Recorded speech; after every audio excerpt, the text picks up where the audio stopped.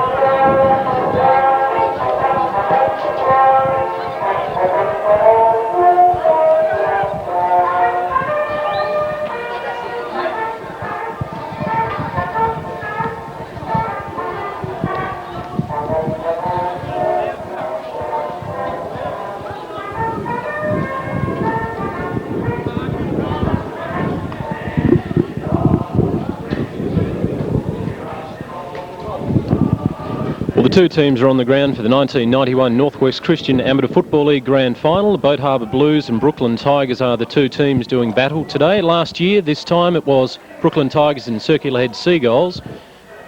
This year, the Seagulls were having a year off, and Boat Harbour played fairly consistent football and made it through to the final against the Brooklyn Tigers, and should be a very good game. Ray Parry. Yes, it should be a very good game, very close. It's been close all year. 2 games each in the roster series and a 1-point victory to the Tigers in the semi-final, so it should be a good game. Should be very close and very tight. And a few of the key players for the Tigers side. Bevan French, their captain, is always a prime mover through the centre of the ground or the back line, wherever he may be playing. Dale Highland on the back line, their vice-captain, also should be a key player in their side. But who are a few of the other feature players for the Brooklyn Tigers through the season?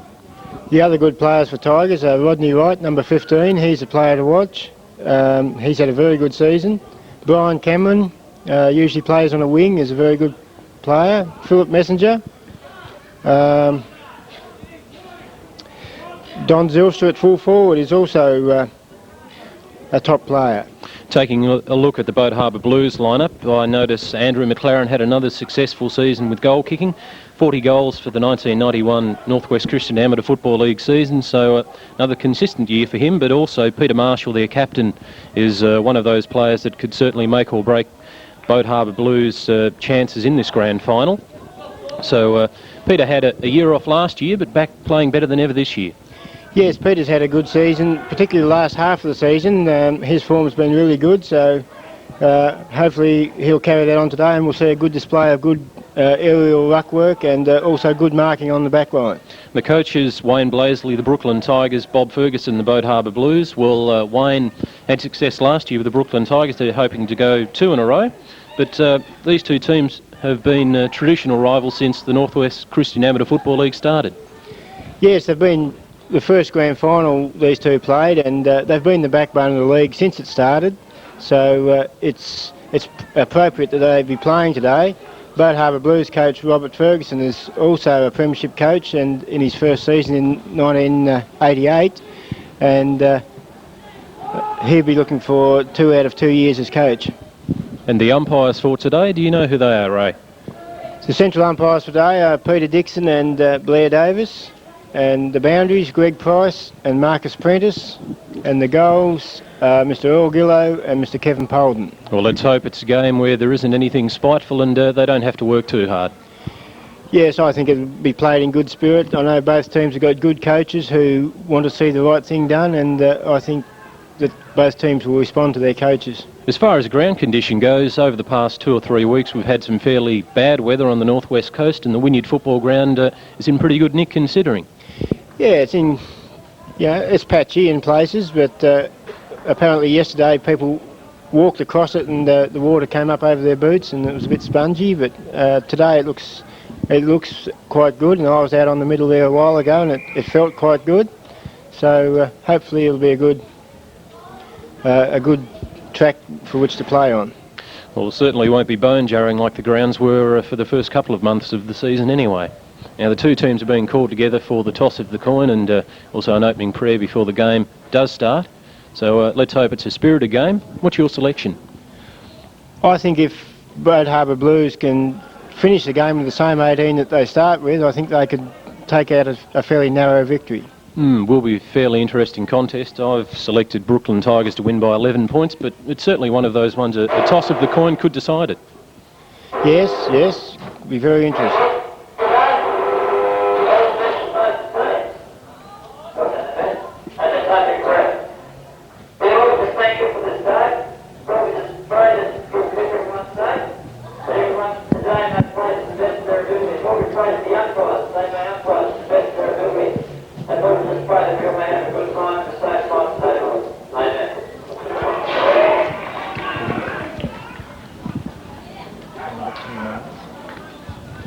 Let me at this point of time just introduce the commentary team. We have Tim Scott, a radio announcer from 7BU and a past premiership player with the Brooklyn Tigers last year. And also behind me, Mark Spur is going to do a little bit of commentary as well throughout the day. And Mark Spur is the captain of City Warriors. Hopefully in a season or two, City Warriors will be in this position. We'd like to think so. We're a bit unhappy about not making it this year, but yes, next year we'll be certainly pushing for a finals berth, I reckon. With a bit of luck, they'll have their kicking boots on in the final series, and they might make it through to a grand final. We're just about ready for the opening bounce of the 1991 Northwest Christian Amateur Football League grand final. Brooklyn Tigers and Boat Harbour Blues. Blair Davis has the ball, just waiting for the players to get settled, and we're nearly ready for off.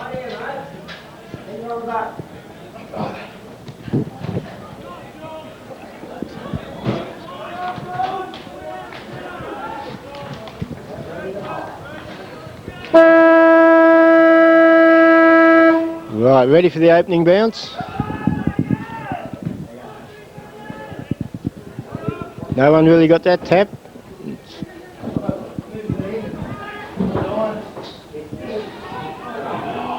Fairly scrambly out of the middle. Yes. Boat Harbour Blues going forward, about centre-half forward position. First kick, yes. And Mark Rosetto, see what he can do, whether he can pick the ball up here. Battling the ball along. And over the line for a throw-in. First throw-in of the game. The forward pocket, left forward pocket for the Boat Harbour Blues, who are kicking to the Bowls Club end of the ground. Yes. Slight breeze. I don't think there'd be much in it though, would there? Maybe 1 or 2 goals, but this standard of competition, I don't think it would matter that much. Ball out of bounds again, a little bit further up the ground. A bit wide on the forward flank. Mark, can you pick out any positional moves there that the coaches have made? Just have a bit of a look around and we'll come back to you with that one. Ball's fairly scrambly, being paddled along by Cornish of the Brooklyn Tigers, and the ball's out of bounds again. Boundary umpire's going to work hard today. If they keep the ball out wide, the players will get tired fairly quickly on this ground. It's very wide, and the best way to play the Wynyard football ground is straight up the spine or down the middle. Ball into play again. The ruck settle themselves. Pearce gets the ball. Flicked up to a Boat Harbour player who kicks it out of bounds on the full. Tigers player. Brooklyn player, I should say, and kick to be taken by Boat Harbour. Adrian Hall.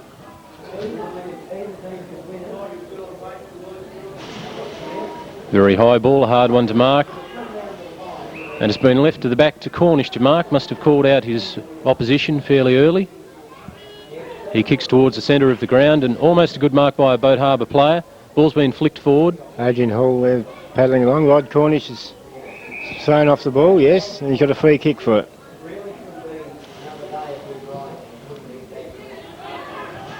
Ashley Hall just too tall there. Very good grab. And playing in front. So far the disposal of both teams hasn't been all that good. Fairly sloppy from foot and also from hand. But that could be the early pressure of the game. And Mark in the centre half forward for Mark Rosetto. Another poor kick. Walker in hard for the balls, flicked it forward to a Brooklyn player. Bevan French in the van here on the flank, kicks it forward. Donny Zylstra is... Zylstra leading out, yes. You can't keep it in though. Out of bounds. Have you picked up any moves yet, Mark? Or? Yeah, well, over the last few weeks, Boat Harbour have been playing Andrew McLaren in the back line, but I think he's hanging around the centre of the ground at the moment. Yes, that could be interesting too, because he tends to kick a long goal every now and again too. Kingston has a shot for goal, and it's a good snap. First goal of the game to Kingston, the Brooklyn Tigers. 1 goal straight 6. Boat Harbour yet to score, so the first score on the board to the Brooklyn Tigers. A good snap there from Gary Kingston, who's also coach of the Burnie Hawks under 17, so a dual role for him, keeping him pretty busy this year. He set himself fairly well at the back of that rucking duel and just grabbed the ball when it went clear of the 2 ruckmen, and a good snap. Yes. It's Julian French up against Mark Pearce. Probably Mark Pearce got the better of that, but didn't use it. Gary Kingston with the ball again, kicking it forward. Dale Highland has the ball, tackled, gets a handball away to Don Zylstra. The ball comes free. Bit of a scramble down there. I think the umpire will ball it up. Bounce in the forward pocket for Brooklyn Tigers. The ruckmen go up and the ball's been flicked down. Bolton kicks the ball towards the back flank for Boat Harbour. Cornish for the Tigers kicks the ball forward. Bolton roves it and loses the ball. Tony Smith off the ground there, but straight to a Tigers bloke. But well stolen there by Andrew McLaren.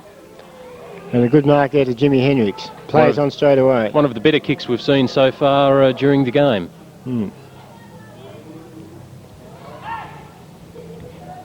Very scrambly at the moment. Young no Ashley clean Hall, possession. number 10 for Blues, is playing a pretty good game so far. He's had 3 or 4 touches. Hands on the ball early. Pearce is winning hands down in the ruck at the moment. Tigers may want to make a move there sometime. Butcher on the ball and got it out to his teammate.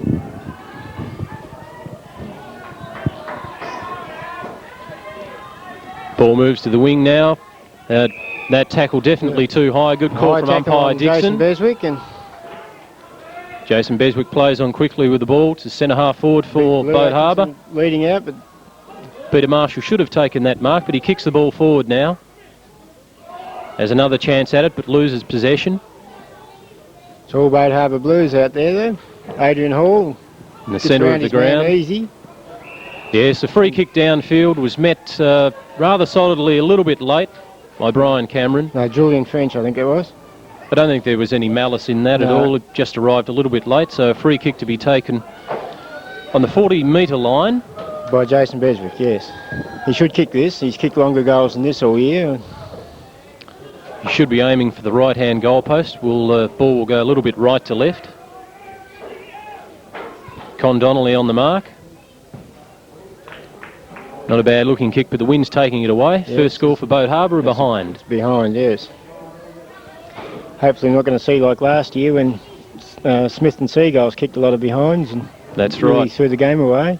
Well, 1 goal straight 6, Brooklyn Tigers, 1 behind to Boat Harbour, so it's Brooklyn Tigers by 5 points. Early stages of this, the first quarter. Donnelly back into play, a good length kick. Straight down the centre. Good mark there by Rodney Wright. Very well played, but a scrappy kick, Bevan French. Onto Phil Messenger. Looks for Don Zylstra, but too long. The kick's a little bit long. Well battled down there by Tony Smith at full back, and I think it's a bit scrambly, but it comes out to Phil Messenger, who's just missed. Brooklyn Tigers 1-1-7. Boat Harbour 1 behind. Lead of a goal to Brooklyn Tigers. About 5 minutes into the first quarter.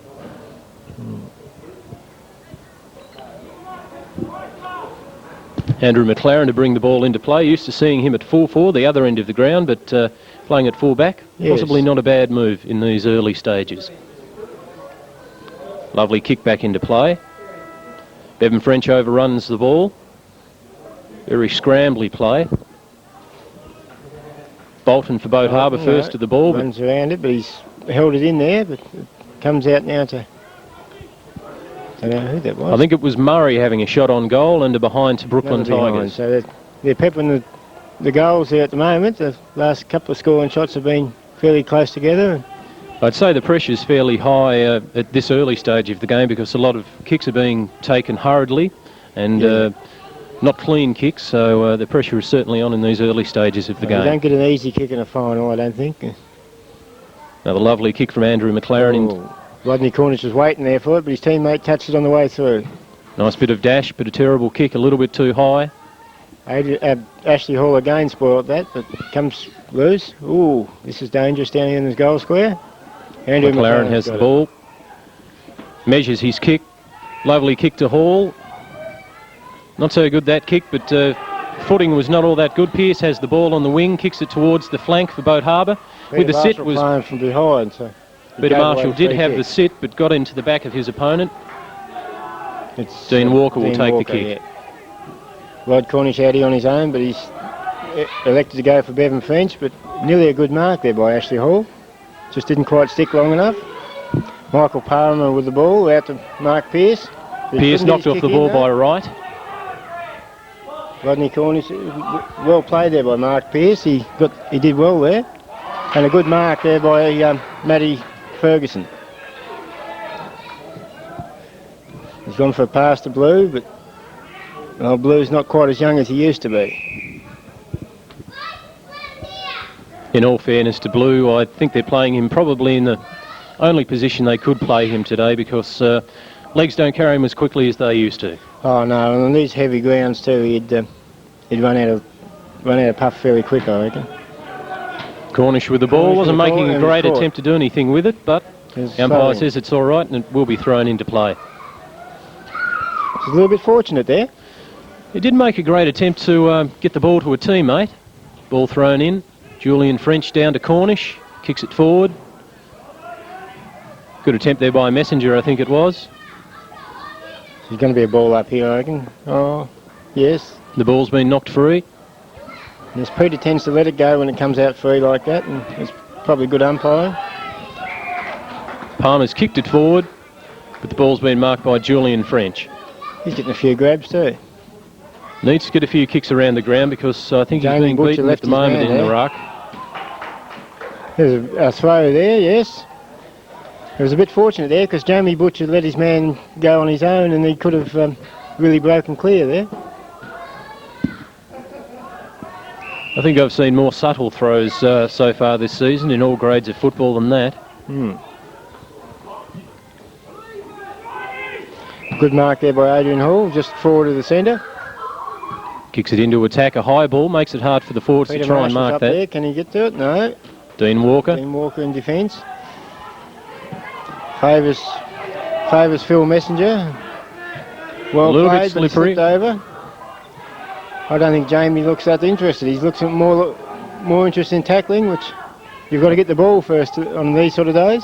I think there's one or two players out there at the moment that could want the ball a little bit more. Yes. It's no good of sitting around waiting for your opponent and then tackling him. You've got to get the ball first, really, to do any good.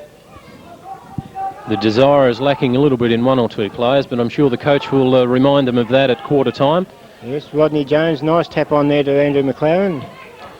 Julian French has an arm injury, the Brooklyn Tigers.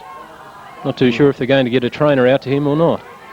Anyway, the ball's on the wing, being pushed forward by Boat Harbour. Kick off the ground there by Danny Wilson.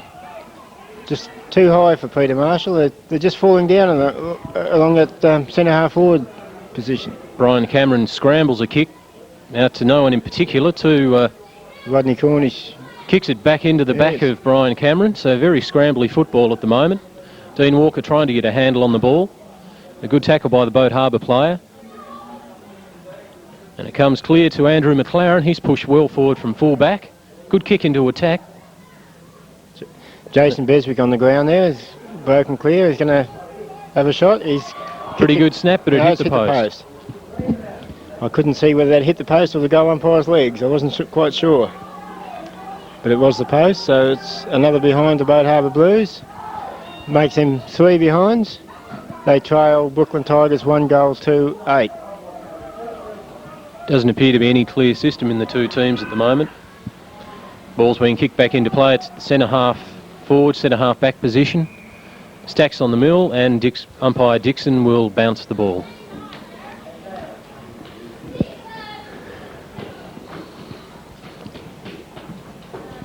Bit of a 45 degree, but it comes out. Dean Walker won the tap easily, but from Hall it's gone to Gone another. to Hendricks, yes. But now with Rodney Cornish. Bounces his way clear. Dale Hyland on the lead. Picks it up on the bounce. It's good play by Dale Hyland. An intelligent hand pass onto Bevan Finch.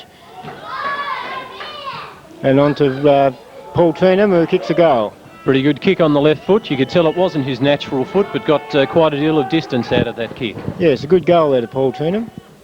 So it's the Brooklyn Tigers 2 goals to 14. Boat Harbour 2 behinds 2 points. A 2-goal lead to the Brooklyn Tigers. And we must be nearing quarter time in this first quarter of the 1991 Northwest Christian Amateur Football League Grand Final. Umpire Dixon to put the ball down again. Yes, the goal kickers at the moment. Paul Trenham kicked that one, and Gary Kingston kicked the earlier one for Tigers. So far, no Boat Harbour Blues have found the big opening. Umpire Dixon goes down on his posterior, but no injury there. Off the ground by Rodney Jones and finds Peter Marshall. Peter will be wanting to set something up here. He's looking for Blue Atkinson, and he should have held that one. I thought he had the sit. And Blue's hurt. Yes, he's come down awkwardly. I don't know if it's a shoulder or what type of injury. Yes, he's still Might down just there. be winded. Free kick to Brooklyn Tigers to Dean Walker. And another Boat Harbour player is down at the moment too. Can't see a number, so I can't tell you who that is. Here comes Jamie Butcher now with the ball. He breaks up and he breaks the tackle well. But he didn't really look where he kicked it. He's a bit lucky that it bounced into an area where there's a few Blues players. Ground appears to be very spongy at the three moment. of them then.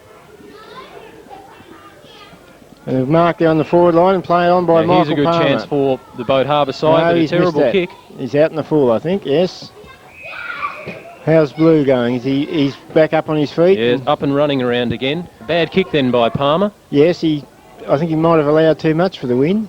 Had a lot more time to steady and take a good look at the big opening, but a fairly ordinary Yes, kick. it was fairly quiet down there. I don't think anyone was talking to him much. And I think, with these young players, they've got to be, the senior players have got to speak to them and tell them what they can do and what they can't do.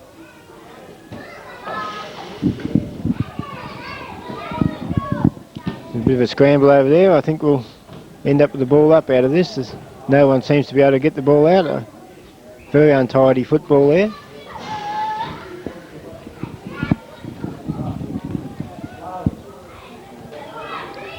No, a free kick to Tigers. I think it's Dean Walker yet again. If it is, he's had at least half a dozen kicks in this first quarter, doing quite well. Yes. And a few of them from free kicks, mainly because he's putting his body on the line. Ball at the forward flank for the Boat Harbour side. Bradley Potts, hand pass, didn't go anywhere. Peter Marshall spins out of trouble. Looks for Jason Beswick, but chipping in there is Brad Blizzard. Still on the forward flank for Boat Harbour. The ball smothered. Too slow there, Jason Beswick at that time. Michael Palmer, can he make amends for his last miss? It looks a better kick this time around, but the wind's got it again. Blue Atkinson, can he get it? He's got hold of it. Spoiled. He's found Andrew McLaren, is it? And Andrew McLaren has kicked Boat Harbour's first goal. So it's Brooklyn Tigers 2 goals 2-14. Boat Harbour 1 goal 2-8. A 1 goal lead to Brooklyn Tigers. Very close to quarter time. Very unselfish play there from Blue Atkinson. He could have had a shot himself, but seen a teammate in a better position and didn't hesitate with the hand pass and passed it over to Andrew McLaren, and he didn't make any mistakes. So,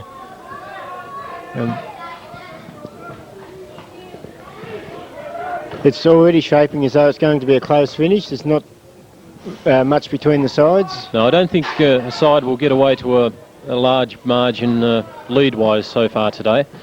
Fairly ordinary bounce there by umpire Dixon in the middle of the ground, but this goes to show you how spongy it is at the moment. It's been pushed forward. There's Matty Ferguson there burrowing in. He always burrows in fairly well, but I think it'll be a ball up this time. There wasn't much hope of the ball coming out then.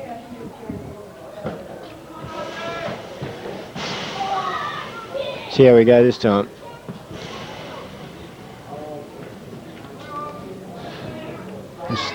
Another bit of a tussle there. Carl Zobo couldn't get the ball out, and it's going to be another ball up. Very surprised at this stage that Peter Marshall isn't in the ruck, because Dean Walker has, his opponent, has had at least half a dozen kicks in this first quarter. Peter Marshall's getting a few kicks, but he'd be more effective in the ruck.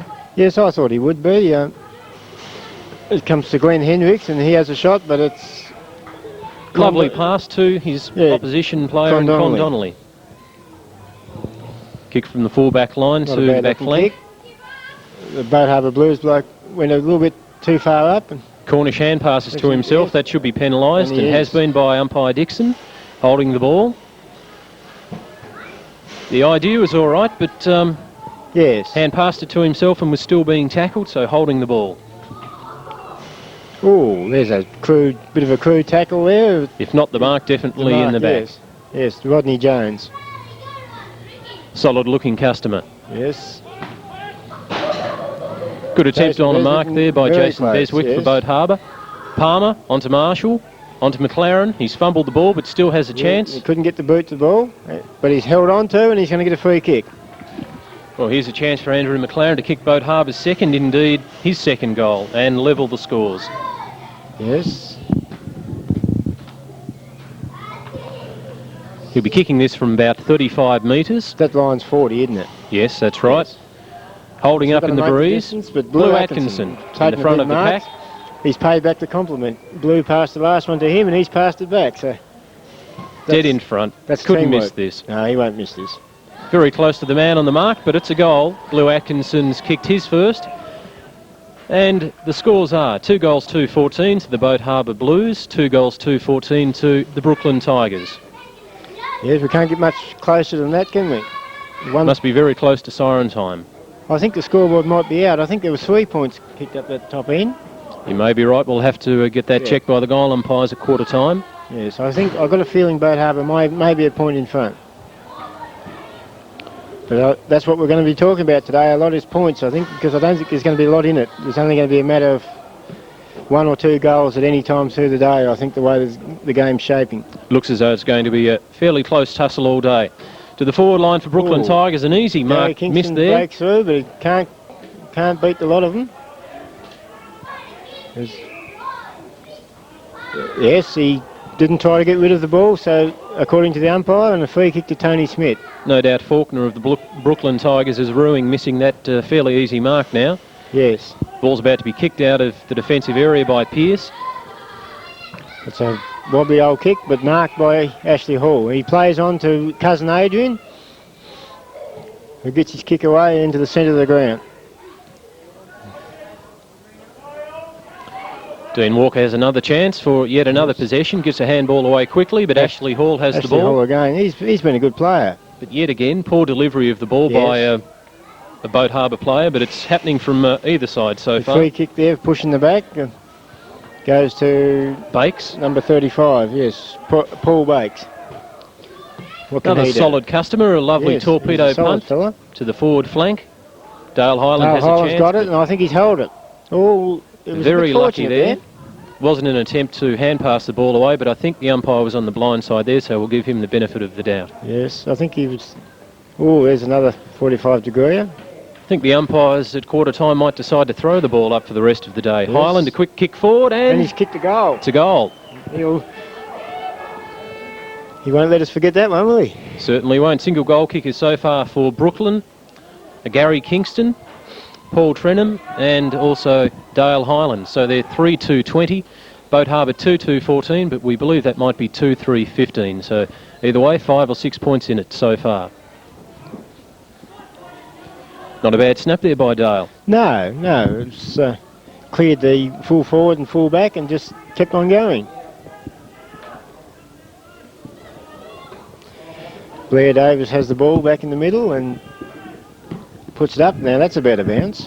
Dean Walker in the ruck now. Good to see him in that position. Adrian Hall playing in the centre, not playing a bad game. I think the Boat Harbour Blues fella could have infringed there, but the umpire let it go. Ryan Cameron kicks it forward, but Adrian Hall has taken the mark on the back flank. Kicks it to centre half forward for Boat Harbour. Peter Marshall can't take it. Glenn Hendricks roves the pack well, but Blues too far behind, really. Con Donnelly meets the ball solidly, bursts through the pack and kicks it to the middle of the ground. Gary Kingston has the run a of the handball, ball. yes. Onto Cornish, gets rid of the ball this time and has held on to far too long. Yes, held on to well after he got rid of the ball. It's a very long kick, very Long high kick, and kick, it's but gonna be out in the full. unfortunately very wild and woolly and out of bounds on the full.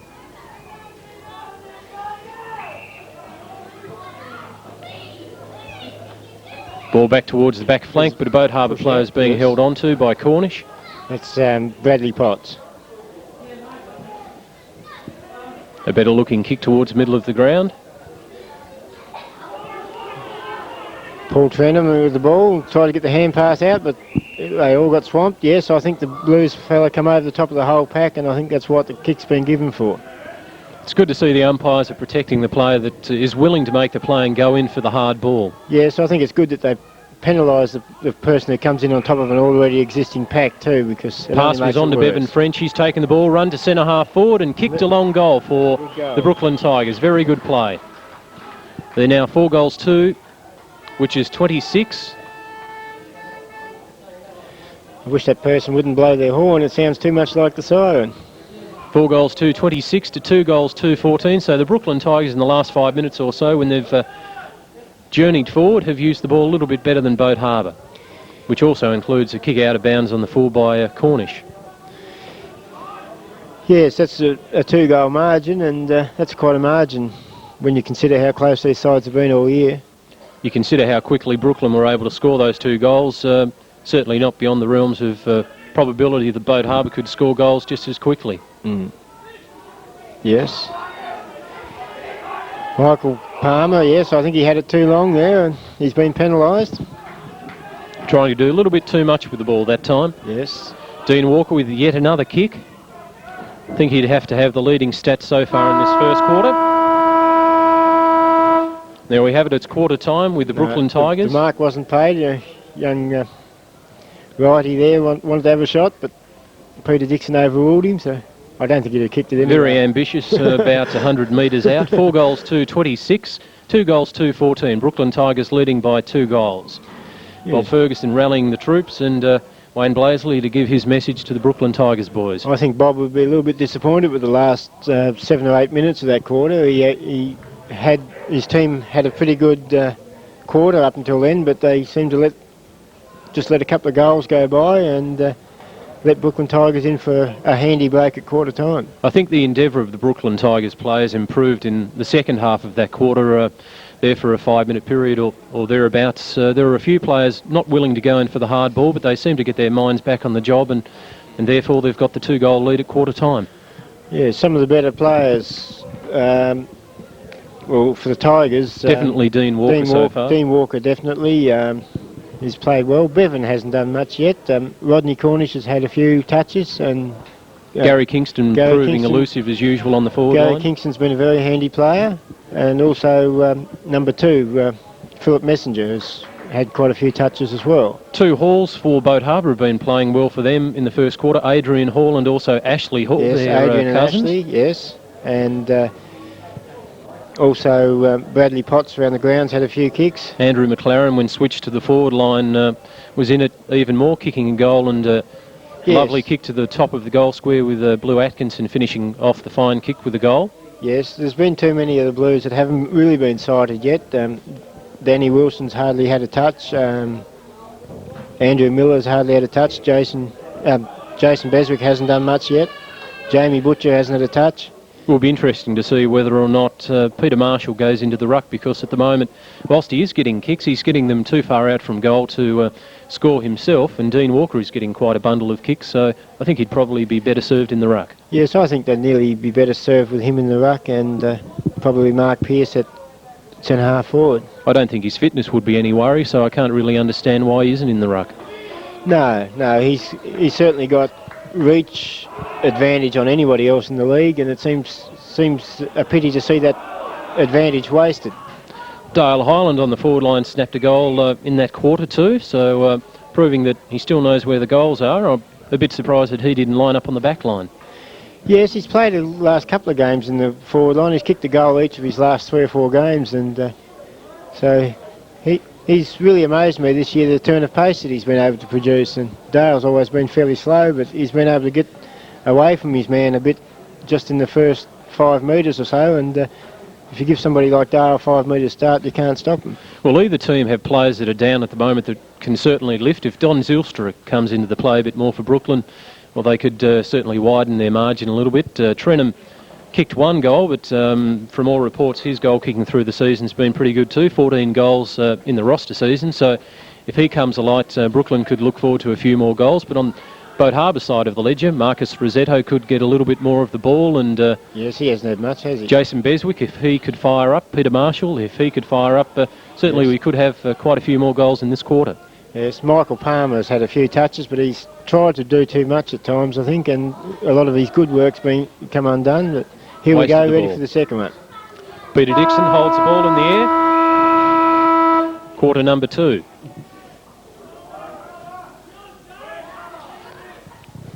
Pearce against Walker in the ruck. Pearce wins easily onto McLaren. Kick to centre half forward for Boat Harbour.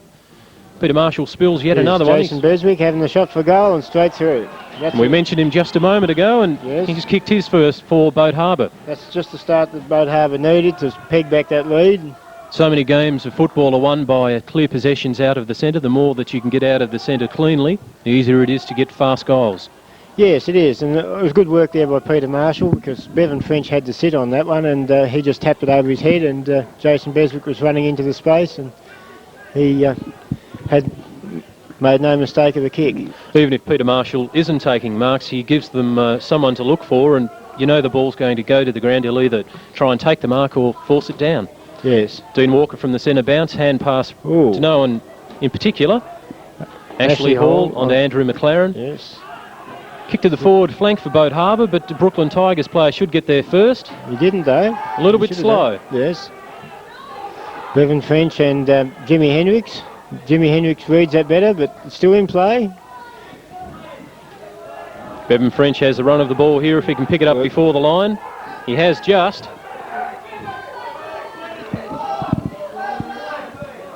And the ball's finally out of bounds after a fairly scrambly passage of play. Yeah, it's fairly desperate. There's a lot of pressure on there.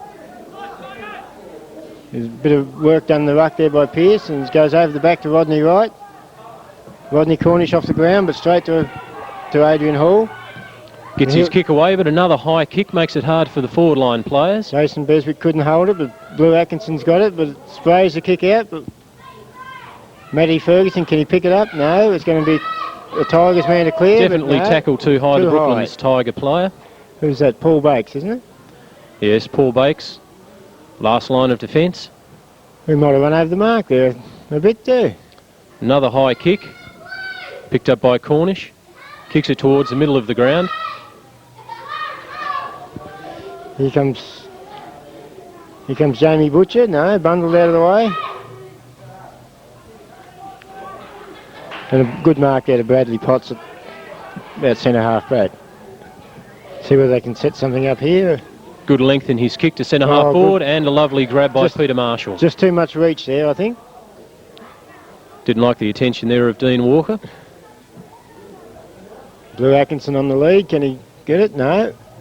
Probably spoiled Paul one of his Bakes own out, teammates there. Out of defence again.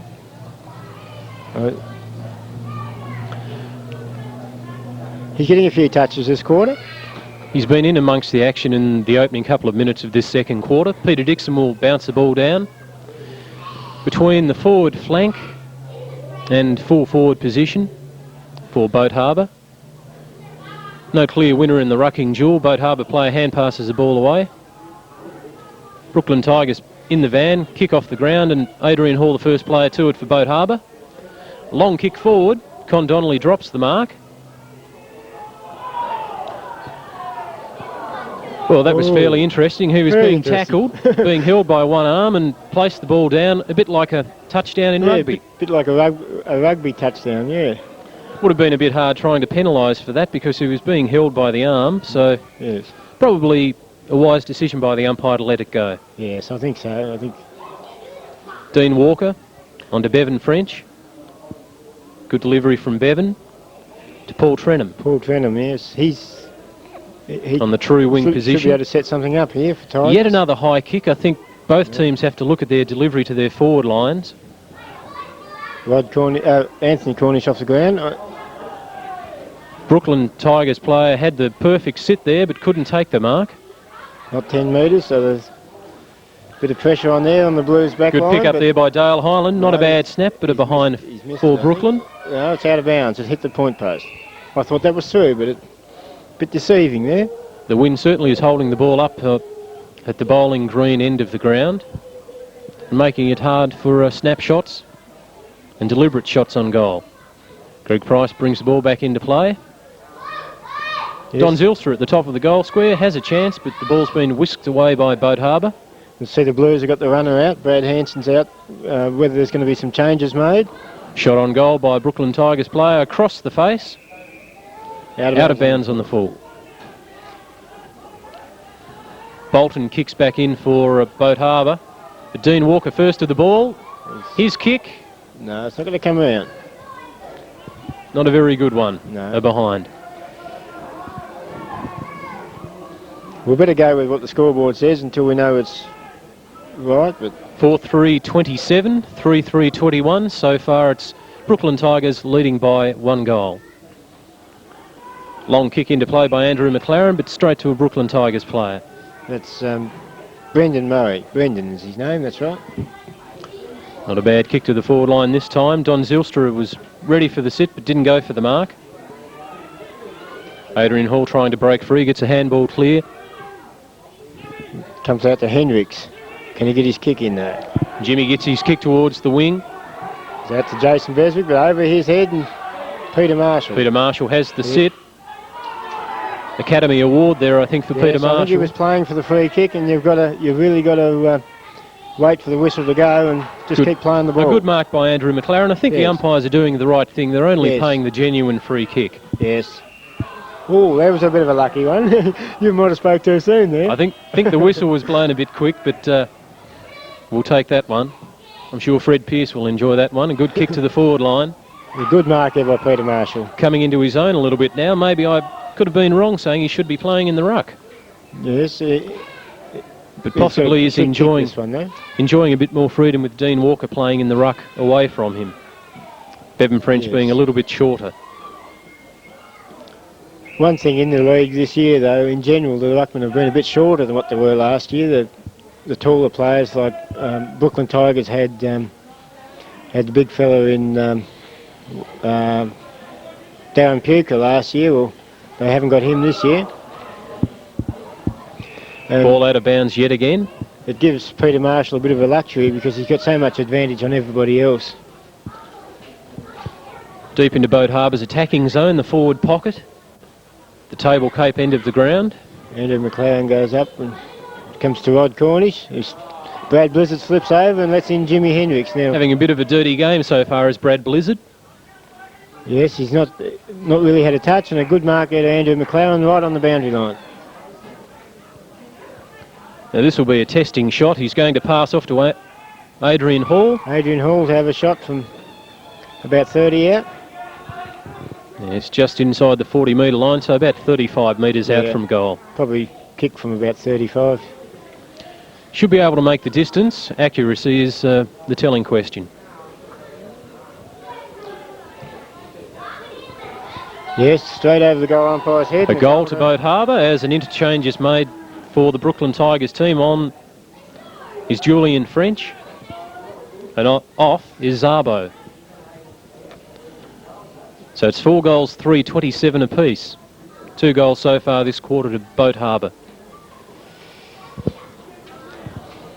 About the 10-minute mark of the second quarter. So Blues have clawed their way back, and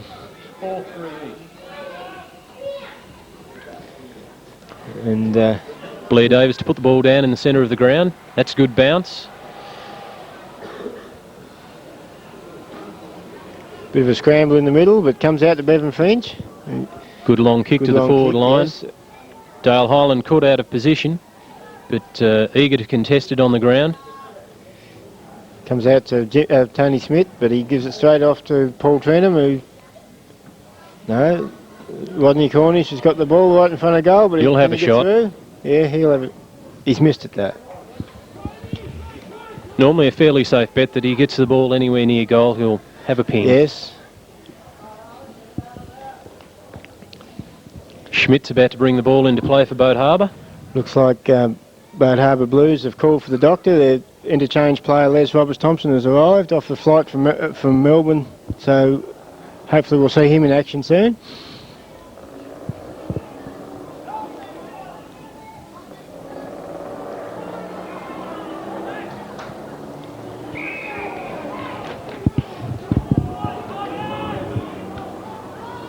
I thought that was going the other way there, but I think Peter Dixon might have indicated the wrong way for a start.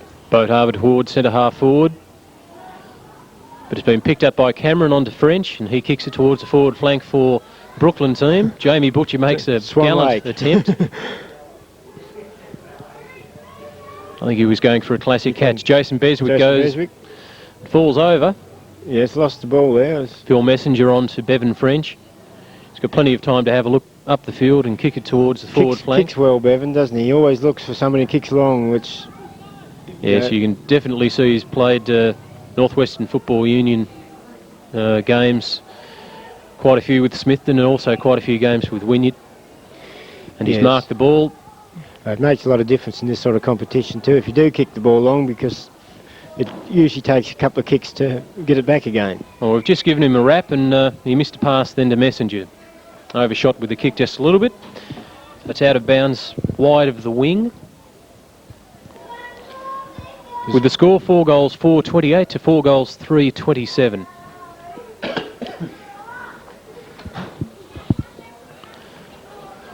Ball with Anthony Cornish. Kicks the ball into the middle of the ground. Dean Walker has a run of the ball, met solidly.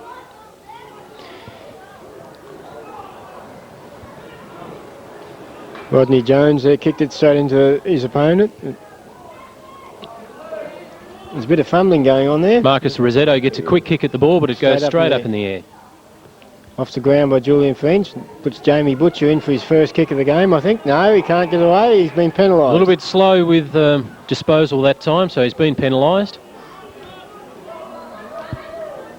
And the kick's going to Faulkner. High kick deep into the forward line for Brooklyn. Don Zylstra sets himself but doesn't take the mark. Here's a go for the Brooklyn Tigers and a goal. Who was that? Just wait for him We'll to turn pick up the around. player in just a moment, but just the can't quick pick him kick up, came yeah? from Dale Highland. Just- Number oh, 39 is Faulkner. Jeff Faulkner, yes. He's had a couple of chances Yes. in the game so far, spilled a couple of marks, so he'd be pleased to be in the scorebook. Yes, it might just set him up now. He's got the first one out of the way and he just might go on with it from there. Well, so far the pattern of the game has been Brooklyn Tigers will kick a goal or two and then Boat Harbour will strike back, but Brooklyn Tigers so far have been able to steady each time and kick that goal or two to steady the ship. Yes, I think Boat Harbour tend to be catching up all the time, and if that continues all day, I think Tigers will probably run out close winners. But This next goal, or the next couple of goals before half-time will be yes, very here's important. a free kick to Dale Highland.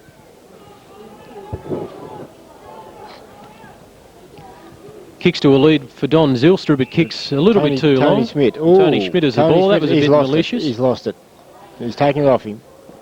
I think the ball's going the other way. A bit silly. That was a silly play, that was. So Gary Kingston has a kick. Really no need for that. He had the ball, and one of the things in football, if you've got the ball, you don't play around like that. He's kicked, and Rodney Cornish has marked the ball. He'll be having a kick from about 15 metres out on a slight angle. Shouldn't have too much trouble kicking this one. But he has kicked a point. He's missed it. That was very lucky there for Tony Schmidt, really, because it would have been the goal that... Looked as though he thought that was going to be a certainty and didn't take enough time over his kick. Yes. Just Yes, blazed he took it away. easy. Yes, if there could be one criticism of Rodney Cornish's game is his casual attitude at times, and he could be a very good player if he applied his mind to it. That certainly could have been one that Brooklyn dearly would have loved to have got. There's a little bit of niggling going out. Yes. Going on the ground at the moment. Dale Highland has the ball. Hand passes to no one in particular, though. Jamie Butcher kicks off the ground, but straight Rodney to French has the ball. Rodney Wright. Sorry, Rodney Wright. Yeah. He'll be kicking from about 40 metres. So this kick will test him. With the wind swirling to this end of the ground. Will be slightly right to left. Terrible kick off the boot. Poor kick, yes. You've got Andrew Miller there running the ball out in front of him. Good play Brian there. Cameron. Brian Cameron's going to run out of room. No. Very good work onto Faulkner, but his kick smothered. Dale Highland has the ball. Hand passes over to Don Zylstra. His kick smothered and out of bounds.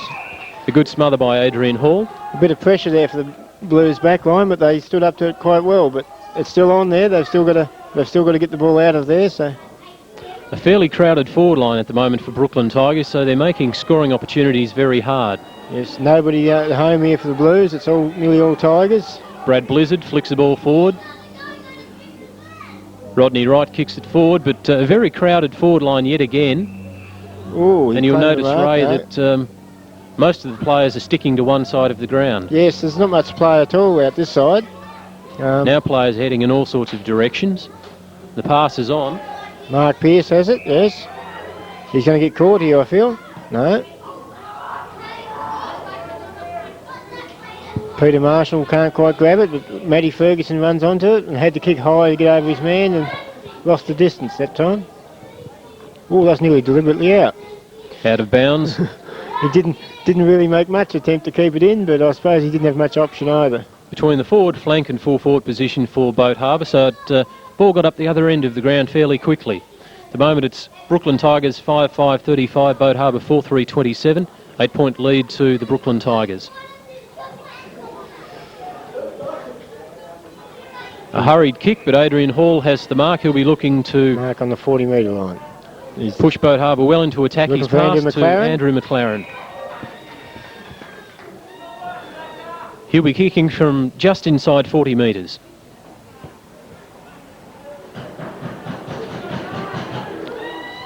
A good kick. He kept it flat and kept it straight. A goal to Boat Harbour. He's the first dual goal kicker from the match. Yes, 2 goals to Andrew McLaren.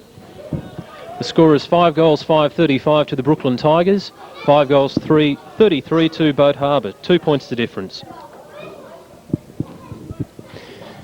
Fine example there of how to kick a goal into a breeze, keep the ball fairly low, and it should cut through the breeze quite well. He's a very intelligent shot for goal, Andrew. He really thinks about his game, and understandable why he kicked 40 goals for the season. yes. He's the man that is probably most capable of kicking a winning score for Boat Harbour. Well, no one really got an effective tap from the middle, so the ball will be bounced down again, slightly in favour of Boat Harbour. Tossed up this time. No one really winning the tap again. Adrian Hall breaks clear, kicks it to the forward flank. Jason Beswick loses his footing, and Battle between Beswick and Cameron. Beswick wins out and passes on the Adrian ball, Hall but a kicks it terrible kick. straight out the full. He had a real chance there to set something up, and Very sloppy disposal that time.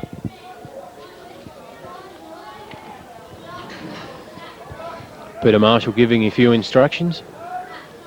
Kick to be taken by Con Donnelly. No one's making a lead, so he'll be kicking to a fairly congested back line. the Tiger runner gets in the way there, but a good mark to Peter Marshall.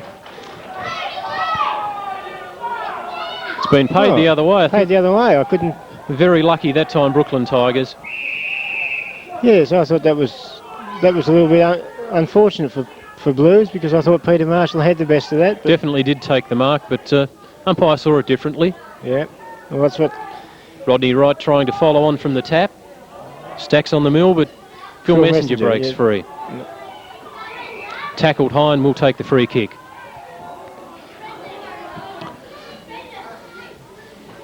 Rod Cornish receives well, and He'll probably kick this. no, he's missed Blazes it. away again and a behind. He's letting his side down a little bit. He's more than likely to kick the goal on the run than sometimes from the Yes. set shot. I think at half time, I think Coach Wayne Blazley will be having a word with Rodney, tell him to just have a bit more of a look. And I think both coaches will probably talk about trying to keep the forward lines uncrowded, because at the moment both Boat Harbour and Brooklyn, when the ball goes forward, it's very congested, Yes. making it hard to score. free kick there to Adrian Hall, who's being held on to. It comes down to Andrew Miller, who's clear, so he breaks away. Andrew Ball McLaren's kick got the go. run of the ball Yes, here, goes played to well tap it there. on. Good tap on, and the ball Still comes has the back run to of the him. ball. Good play there by Andrew McLaren to keep the ball on the forward line. It could have quite easily come back. An ugly pack, so the ball will be bounced by Blair Davis. It's not really Forward a lot pocket of wind full. advantage, would you think? Or? I don't think the wind's playing that big a factor in the game so far, because scoring has been successful at either end of the ground. Yes. Brian Cameron kicked forward, but Adrian Hall has the ball now, kicking it forward for Boat Harbour. To centre half forward, and Peter Marshall has the ball. Had to stretch for that grab. There's two ruckmen at full stretch there, and Peter Marshall just had the longer reach. Goes for a short pass for the lead, Jason and it's been Beswick. taken. Yes, Jason Beswick on the lead there. Crowd starting to get a little bit more vocal now, and a good crowd too at the Wynyard Footy Ground. Yes. I'd say the North West Christian Amateur Football League hierarchy would be very pleased with the attendance. Yeah, it seems to be a good crowd around, and quite a bit of noise from the vocal supporters, which is good. Jason Beswick's shot on goal will be about from 35 metres. Tends to take his time, Jason. It's a pretty good looking kick. It's a good kick, yes, that's a goal to Blues. That's two Boat for Jason Harbour Beswick. have the lead for the first time in the game. Jason has kicked a goal in every match that he's played this year, and he's missed 2 matches, but every game that he has actually taken the field, he has kicked goals. So Looks as though Leslie Roberts-Thompson's on the ground. yes, it'll be interesting to see how he goes. He hasn't played for a while, and see how he fits into the team. He was interchanged for Wilson. Right. I'm a bit surprised at that. I thought maybe Jamie Butcher might have been interchanged, but I guess that, Jason Beswick has 2 goals now. yes, Jason has 2, and Andrew McLaren has 2, and singles to Adrian Hall and Rodney Atkinson. The main goal scorers for the Brooklyn Tigers. Paul Trenham, 1 goal. Dale Hyland, 1 goal. Faulkner, 1 goal. Kingston, also 1 goal. And they've kicked 5, so there must be one other somewhere. Bevan French. Bevan French, also 1 goal. Ball down in the middle again and comes out to Bevan French. Oh, there's a push out. Good use of the body by Trenham. Runs past centre half forward and boots to full forward. Don Zylstra should take this. Had to sit, was well Don's clear. first kick, I reckon, wouldn't it? Silly play there by Bolton of Boat Harbour. Pushed Zylstra over, who was standing close to the mark. I think we can nearly mark that one down. Yes, Bolton, I should say, pushed Gary Kingston over, who was standing close to the mark, and Zylstra will kick right on the goal line almost. And the umpire straightening him up, so decreasing any angle that there was. Kicked a goal. Bob Ferguson certainly would be furious with that. After Boat Harbour got the lead for the first time in the game. Well, that's twice the Blues backline have done silly things like that. Look, Tony Smith did one a while ago, and Ian Bolton then. And if they're going to win this game, they've got to runner Brad Hansen's gone straight out to Bolton. Yeah, I think he's coming off. I think he's going to bring him off. That's good coaching. I think that's good coaching, to bring a bloke straight off after he's made a mistake like that and have a word with him before. Off he comes and on goes Dunham. The ball back in the middle, Adrian Hall bringing it out of the middle, but Matty Ferguson's got the sit there, but Blue Atkinson, no, but it's out of bounds. The score at the moment is Brooklyn Tigers 6 goals 6, 42.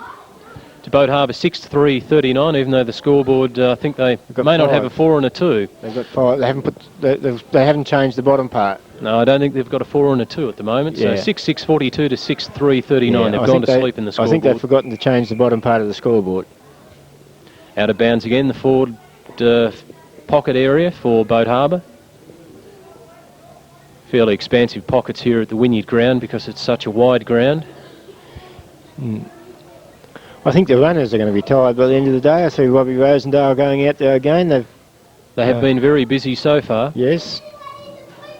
Bevan French has the ball from the throw-in, touches it down once and puts his kick straight towards to the wings. Bradley Potts has played a fairly solid game so far for Boat Harbour. Kicks towards the flank. Peter Marshall. High flyers needed, but Peter Marshall couldn't take the mark. I think that was Palmer moved the ball forward. Blue Atkinson on to McLaren. Good play, and McLaren has kicked a goal. Kicks his third. 3 goals to Andrew McLaren. Boat Harbour have the lead again by 2 points. 7 goals, 3-45. Is that the first time they've been in front? No, they took the lead 2 or 3 minutes ago. That's right, yeah. Oh, yes, I did too, of course. Brooklyn Tigers, 6 goals, 6-42. Although the scoreboard now has them 6-6-43, so they're trying to play tricks on us this afternoon. Yes. But 6-6 is 42 and 7-3 is 45, so it's Boat Harbour by 2 points. Peter Dixon puts the ball down in the middle, having a bit of trouble bouncing the ball today. Yes. Julian French gets the tap, but it goes forward. Marcus Rosetto spills what he should have taken. Yes, he's been doing that a lot this year. He gets the first grab quite easily a lot of times, but doesn't go on with it. Here's Les Roberts-Thompson, slips over.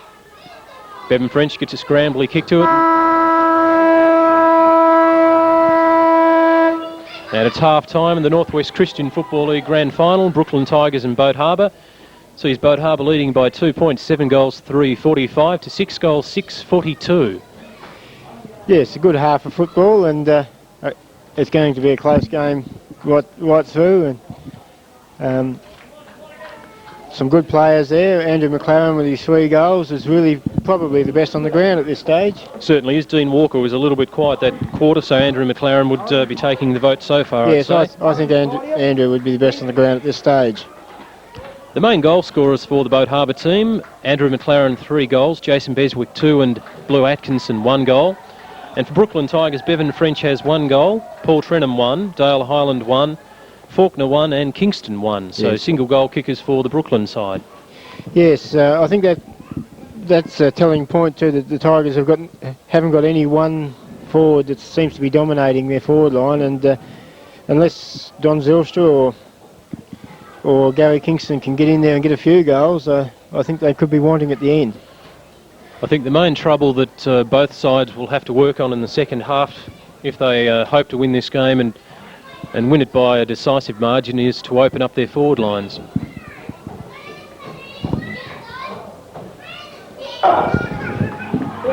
Jason Beswick, have a run. Very good last time.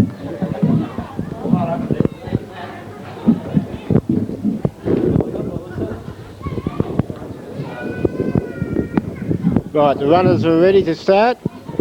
David Cobbing there is ready to send them on their way. We have Kim Reid, number 35 for Tigers, Mark Spur, 13 for City Warriors, and number 14 is Neville Jones for City Warriors.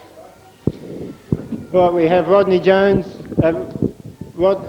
Neville Jones out in front from Kim Reid, Mark Spur coming third. At this stage, they're stretching out over the back straight there now. Neville Jones does a slight lead on Kim Reid, who's moving up with Mark Spur running a little bit wider on the side there. Just give them a cheer as they come around. Start cheering your side on. Mark Spur's had a big sprint there. He's gone to the front. Are they going to catch him? Neville Jones is starting to get a little bit tailed off there.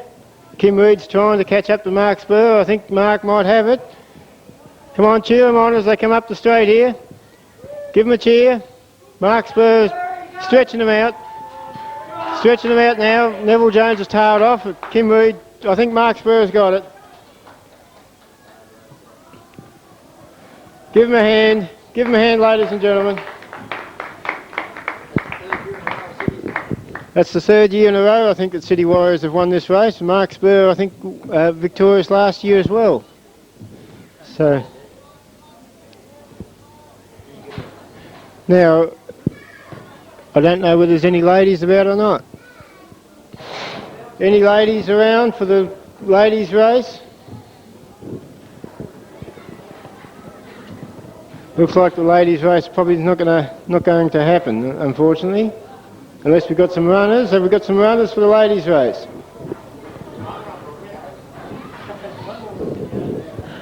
Get Rosemary to go. Call Rosemary.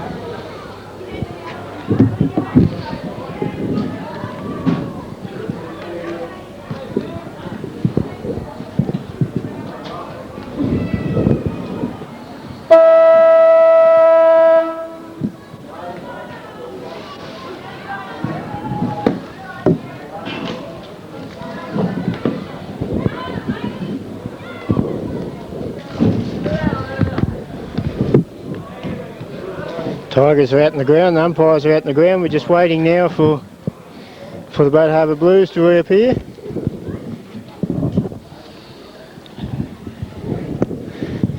We have Mark Spur back with us fresh after his win in the half-time 440. Yeah, I'm still puffing a bit, Ray. Well, a little bit disappointing that the opposition wasn't very numerous.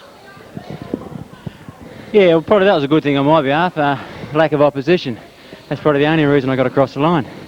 Maybe that's one way we could get City Warriors to a grand final. Yeah, take a few of the clubs out.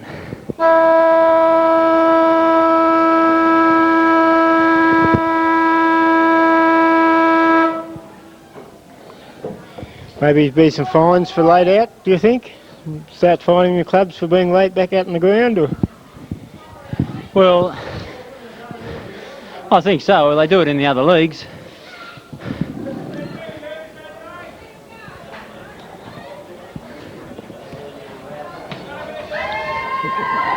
Here they come now. Peter Marshall leading the side out.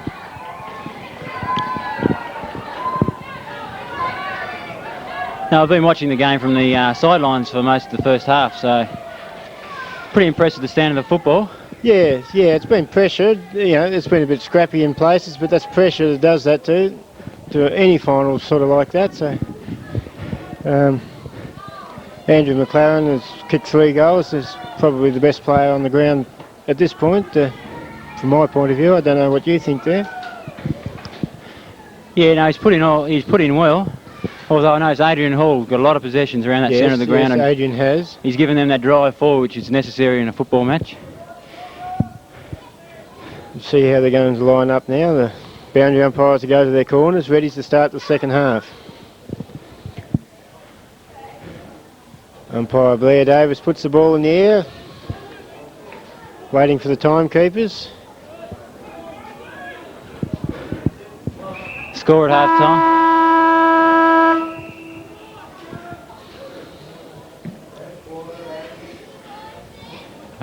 No one really gets it out of the centre, but Cornish drives the ball up high, but doesn't gain any distance. And chases on onto the wing, and Jones in pursuit. But Wright gets the ball for Brooklyn Tigers. Still scrambling, they can't get their foot to the ball quick enough. Right. And ball's high, centre half forward for the Blues, but it's repelled by Wright of Brooklyn Tigers. goes through the whole pack there, and Bevan Finch kicks it off the ground, but Adrian Hall is doing a lot of hard work there on that half-back line. And she's on behind play there, I think, there, a little bit of a bump, but... Beswick's got the ball on the wing for the Blues, drives it up at the boundary line, and Matthew Ferguson lets the ball go over. Marcus Prentice to throw the ball in, doing a good job in his first season of boundary umpiring, and been rewarded with the grand final and done a pretty good job. Another good throw there.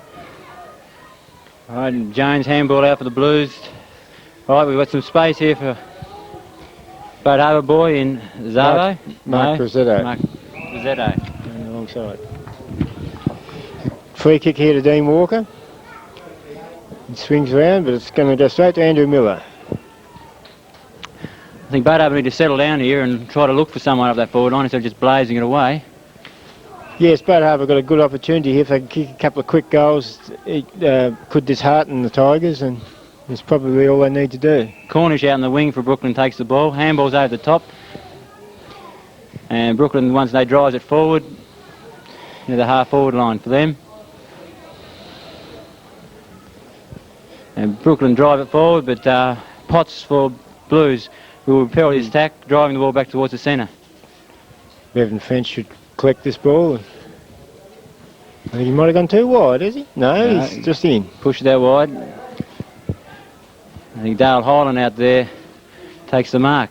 Drives it into the forward line for Brooklyn Tigers. Cornish positioned himself at the back of the pack, but... The ball comes out the back. Adrian Hall caught, but the ball's still play on. And the umpire, Peter Dixon, calls for a ball up. Let's see if Peter can improve his bouncing this half. He's going to throw it up. That's probably a wise move for Peter. And the ruckman contest, and no one really wins other than the boundary line. The rain stayed away. It's been a pretty good day, pretty comfortable watching conditions, and a reasonable crowd in, and makes for an interesting second half. A good close game. The crowd's being involved where I was. They were doing a bit of cheering down in the grandstand down there into the pocket. The Phil Messenger for Brooklyn Tigers drives the ball forward. Zilster in front, doesn't hold the mark. Johnny Butcher and Donny Bolton. Bolton gets the ball Bolton back to the centre of the ground. Drives it towards goal, but marked right on the goal line by Tony Smith. Tony Smith. Both Harbour boys making leads here on the flank. He goes short To Les Roberts-Thompson. No, it's punched away. He took it too easily. Well, bad hand pass there. We really could have set up a goal there. But the ball. Adrian Hall once again drives the ball out of the back line straight to Mark Pearce. Drops an easy one. But he recovers well and drives the ball at the wing to no one in particular other than Phil Messenger of the Brooklyn Tigers. He slows it down a bit, drives it forward. Matthew Jones holds a good mark, but the umpire doesn't pay that. And he'll call for a ball up. Half forward for Brooklyn Tigers. Plenty of players around that ball up. Jeez, fairly thick out there. Good punch by Jones of Boat Harbour. The Boat Harbour boys seem to be a bit slow there. They didn't chase that ball. Good handball from... there's a goal. Good handball there from the Brooklyn guy to set up that goal. Who kicked that one? Did you see who kicked that one?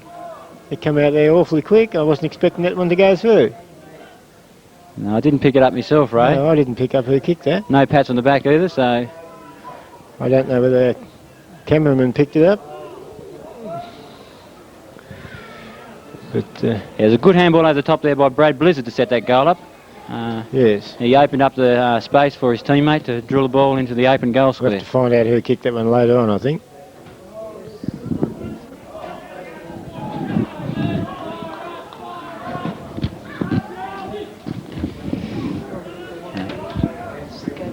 Bevan French has it now, kicks it to centre half forward. Les Roberts-Thompson can't hold it. Comes out to Ian Bolton onto Bradley Potts. But he's tried to do too much. He's been penalised. Yeah, caught with the ball. Definitely held the ball too long there. Gary Kingston playing for 50 there, but the umpire won't be sucked into that.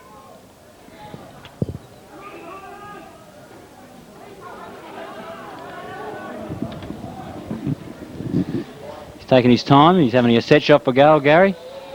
Drills along. Will be landing in the goal square. Won't quite make the distance. And Tony Smith holds a good chest mark in the goal square.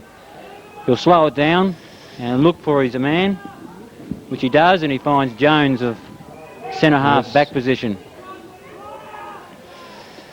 Not much moving there for Blues. He looks wide for Potts, but Potts spoiled by Brad Blizzard.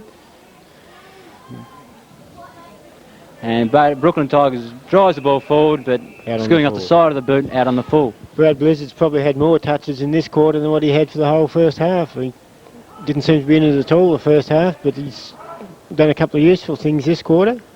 I think they may have moved him up the ground a bit. He seems to be playing a little further up the ground than he was. Yes, mark there to Andrew McLaren. Now he's got a chance here to set something up for the Blues. Ashley Hall's coming off for Boat Harbour Blues. And Daniel Wilson going on. Right.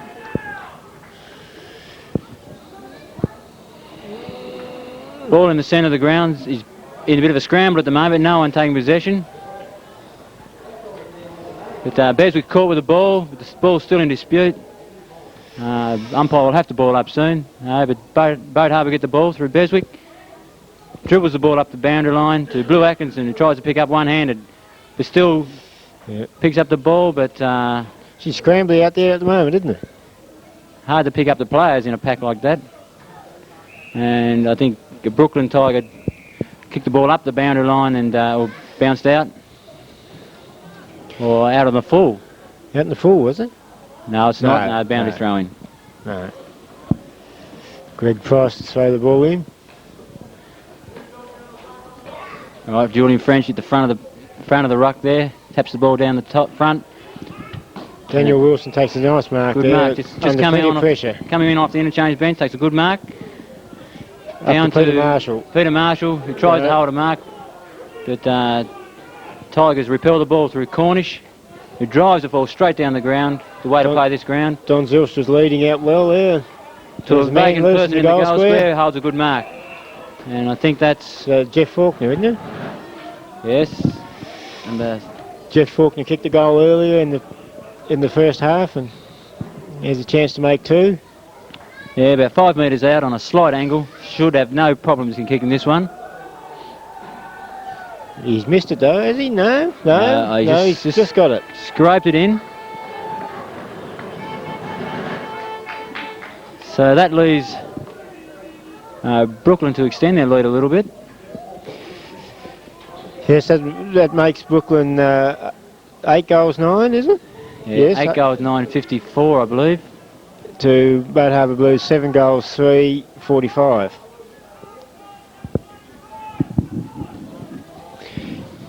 Waiting for the ball to come back to the middle. Plenty of instruction out there for the Boat Harbour Blues players from their runners. Yeah, I believe they've really got to hold Brooklyn Tigers out for this quarter, and I believe they'll be coming home with a slight breeze, which should assist them in the final quarter. So they still got to work hard for this third quarter to hold the Brooklyn Tigers out. Jones taps the balls down for Boat Harbour. Bevan French tapping the ball in front, out to Brad Blizzard. Brad Blizzard, not but sharked off the pack there by Henricks, I believe. Yes, Henricks. Coming through there is Anthony Cornish, playing a very good game, Anthony Cornish, and finds Phil Messenger on his own on the wing. Plays on straight away, kicks the ball badly forward, but Don Zilster runs onto the loose ball. But Bradley Potts picks the loose ball up again. Bad slip over there by Julian French, lets the Blues in. Good tap on by Henricks there to the advantage of McLaren, who fumbles a little bit. Cornish picks up the ball.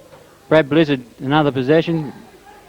He gets the ball into the pack well and does a good job. Goes up to Brian Cameron, who drills it up to the Cornish out on the wing. Yeah, he's got 20 he can run. He's going to run into a goal. Kicks long towards the goal square. And out in the full. Out in the full. He hasn't used the ball well at all today, Rodney Cornish. No, he's been doing... usually throughout the course of the year he's a good kick for goal, but today he's been a bit wayward. Yes, he hasn't taken the time to steady and have a look at the sticks.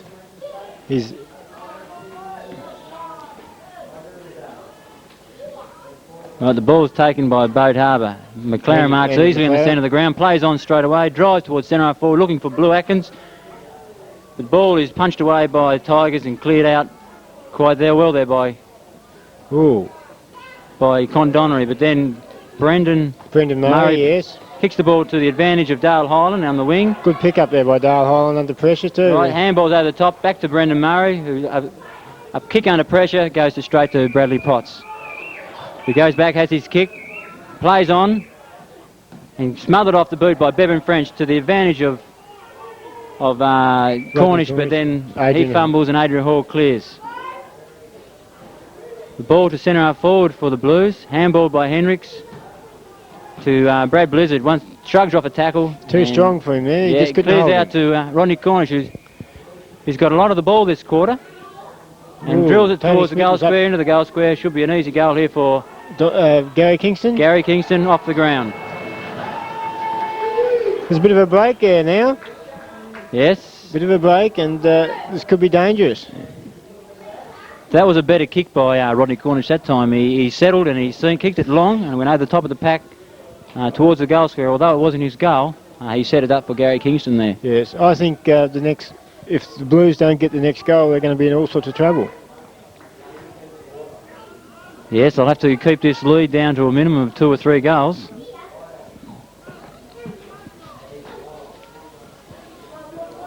Right, Jones gets the ball out of the ruck. McLaren drives it forward, straight down the goal. Blues in a good position. But the ball is sort of disputed and goes over the boundary line in the forward pocket. And they have a bit of a friendly... Yes, I think there's a free kick being given against Blue. It should be probably 50 metres there. He had the ball and laid it at his feet. I think he might have went over the mark too. Con Donnelly kicks the ball out. He's a Bevan French at the bottom of the pack, gets the ball. But Henricks runs into his own man, but manages to get a kick forward. Ball's high in the pack. No Blues there at all to that ball, and Brooklyn Tigers clear it out through Phil Messenger again, who's tackled well. No. Oh, unlucky there, I believe. Yes, I thought he was in possession. Good tackle. The umpire paid it the other way for tackling too long. Mark Pearce handballs out of the pack. Goes to the advantage of Phil Messenger again out on this wing. Handballs well to Dale Hyland, who's running clear, sets the ball up for his own man. A lot of good play up lead by wing. Don Zilstra. No, that bounced. That bounced. Yeah, play on score by the umpire. Good tackle. Right, now umpire Blair Davids pays a free kick to Don Zilstra for tackling without possession of the ball. He takes his time, goes back and has a kick towards goal, kicks long, to no one in particular. The ball's in a pack again. Picked up by Bevan French, slung off the ball. Adrian Hall also slung off the ball. Yeah, Adrian's going to get a free kick, I think, for being hung on to. He must have just got rid of it, and it was a late tackle. Hall can't see who to kick to. Crowd up here are getting vocal. He kicks long, good kick to the advantage of Fred Pearce. Dale Highland, he nearly dropped that. Julian French doesn't take possession. Phil Messenger again, getting a lot of possession this quarter. Handball's off to Andrew Cornish, who kicks forward. No one, the pack develops. The ball goes to Brendan Murray, who kicks the goal. No, I think he's missed it. Yes, he's missed it. Phil Messenger out here on this grandstand wing, getting a lot of possession this quarter and giving a bit of drive. He's improved a lot this quarter. He didn't have a real bad first half, but he's really gone well this quarter and set a lot of things up for the Brooklyn Tigers. McLaren kicks out to a short lead by Tony Smith, takes it on his chest, plays on straight away, has a bounce and drills it up to the wing. But a good mark taken by Brad Blizzard out on that wing. The kicking has let the Blues down a lot. They've kicked too long and too short at times. They haven't picked their men out. Not looking. Bevan French sidesteps, has a kick straight towards the goals. And it's high in the square. And sharked off the pack by Gary Kingston. Gary Kingston again. Has he got it? No, he hasn't got his third. No, it's one behind. Yeah. Registered by the umpire. Tony Smith to kick in for the Blues this time. Needs to look for a player. They need to play possession football, I believe. So he does there. There's Robert Thompson. Plays on. Good handball over the top. Daniel Wilson in the middle. Once again, doesn't look for a man. But luck's a fortune. Fred Pearce there does well. Doesn't quite get around the tackle. It's good umpiring there to let that go because both players were in possession at the time. And ball's in the pack again. Heavy work there by... Going to be a ball up by umpire Peter Dixon here. Both sides doing heavy work there, and umpire Dixon does the right thing by balling the ball up. Yes, there's too many players getting around the ball and it makes it very scrambly. Right, Bevan French runs through a pack, keeps the ball out in front, which is the right thing to do, and the ball's socket off the ground by a Brooklyn Tiger. And the ball's centre up forward, and here goes... Paul Trenham has a shot for goal, and I think he might have kicked it.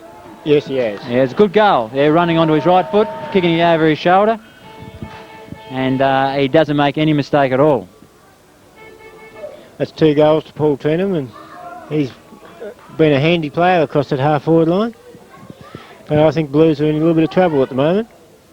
They've got to regroup and really pile some score on, or it'll be all over before they know it. Yeah, the score at the time is Brooklyn Tigers have got 10 goals, 6, 88, I believe. 10-6, it should be 66. 10-6, 68 to... 10-8, 68, is it? Yeah, 10-8, yeah, it must be 10-8, 68 to... 7-3, 45. Blues got 7-3, 45. Hall picks the ball up, swings around onto his left foot, and kicks out wide to a running Peter Marshall who needs to pick this ball up cleanly. Dean Walker hot on his hammer. And Dean Walker manages to clear the ball from Peter Marshall there. Kicks up the wing to Cornish, tries to go one-handed. The ball's in a pack there. A good handball out to Robert Thompson, who handballs to the advantage of Andrew McLaren, who fumbles a bit but recovers. A quick kick off his boot forward. Once again not looking, and Beswick takes possession of the ball, but Don Connolly sort of defends well there, and the ball's cleared over the boundary line. Throw in the half-forward line for Bad Harbour Blues in attack. They must score from this this effort forward, or I think their cause is a lost one. Bevan French with the ball out in front of him now. Tackled well by... Come out of there too easy, really. Right, picked up by Andrew Miller, who looks forward, kicks long, but there's all Brooklyn Tigers there. But Blue Atkinson, ball holding up in the wind there. Blue playing in front, the right thing to do. A good bump there off the ball by Fred Pearce. Picks the ball up well onto his right foot, kicks it into the pocket. It's going to stay chase on here. The Brooklyn Tiger guy does well, keeps the ball in play. Well, I thought it was in, but Boundary line umpire calls that he was close. we'll take his word for it. Boat Harbour really need to get a goal from this move forward. Yes, running out of time. Bevan French taking a few possessions in the last few minutes of this quarter. Kicks well up to... And a good kick. And a good play on there too to Rodney Cornish. He kicks long again. Kicks forward to Bolton in the square, who touches it through and goes through for one behind. One behind the Tigers, but more importantly, the Tigers have got the ball up there into the field, which means that Boat Harbour have got 3 or 4 kicks before they can score. So Brooklyn Tigers are looking good at the moment. Yes, they're playing the better brand of football. Their possessions. Yes, apart from this one man, Adrian Hall, he seems to be the only man that seems to be holding him up at all. And he kicks short there, but that chipped in there well by Rodney Cornish. And he's in the centre of the ground, and he's going to kick long, which is the right thing to do with the breeze. Kicks very long. Torpedo pump into the square. Oh, good mark. Yes, a good mark there by Don Zylstra. Yeah, playing in front. Once the ball kicked long, and you play in front, you're bound to have more chance of getting the ball than you do if you play behind. That's a goal to Don Zylstra.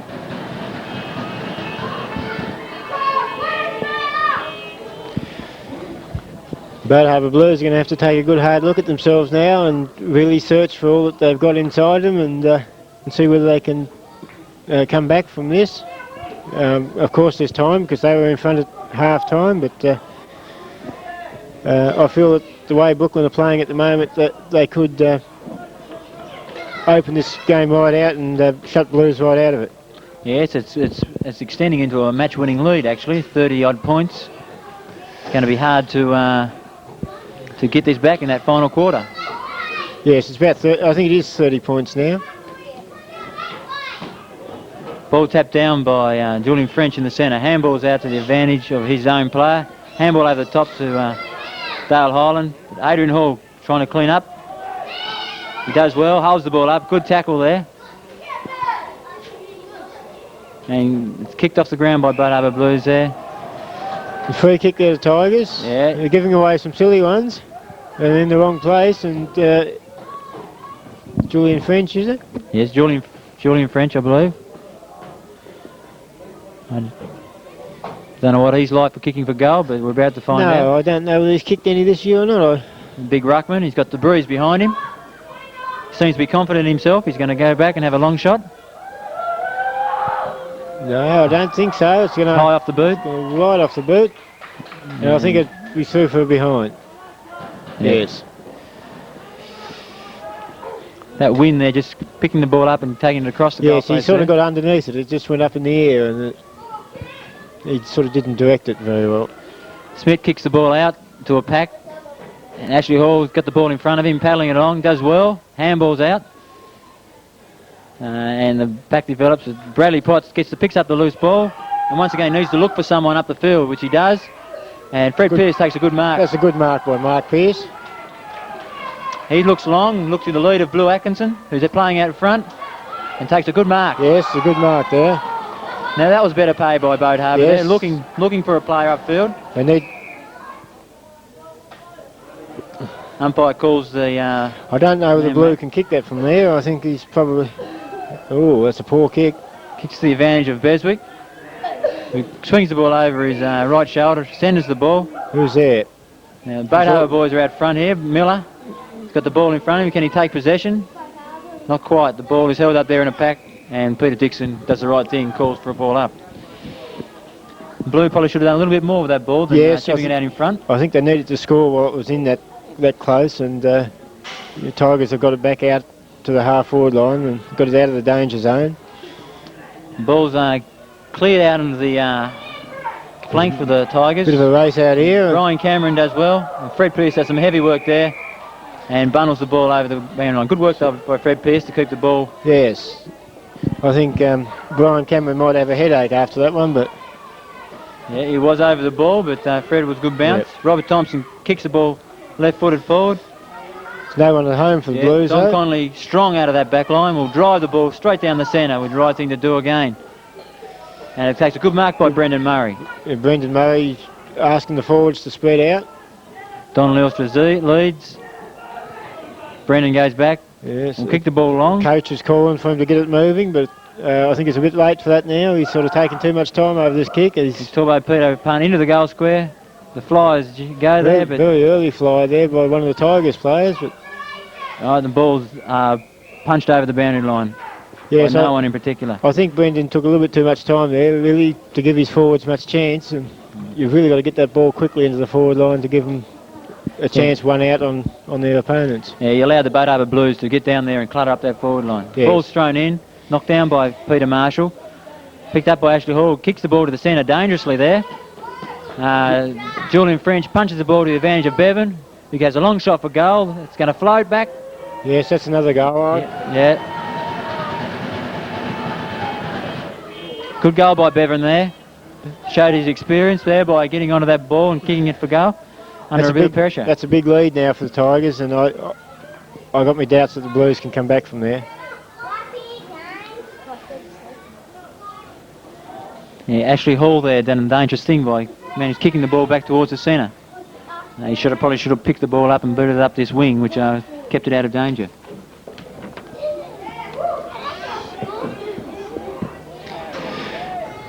Players on the centre half forward position for the Blues there.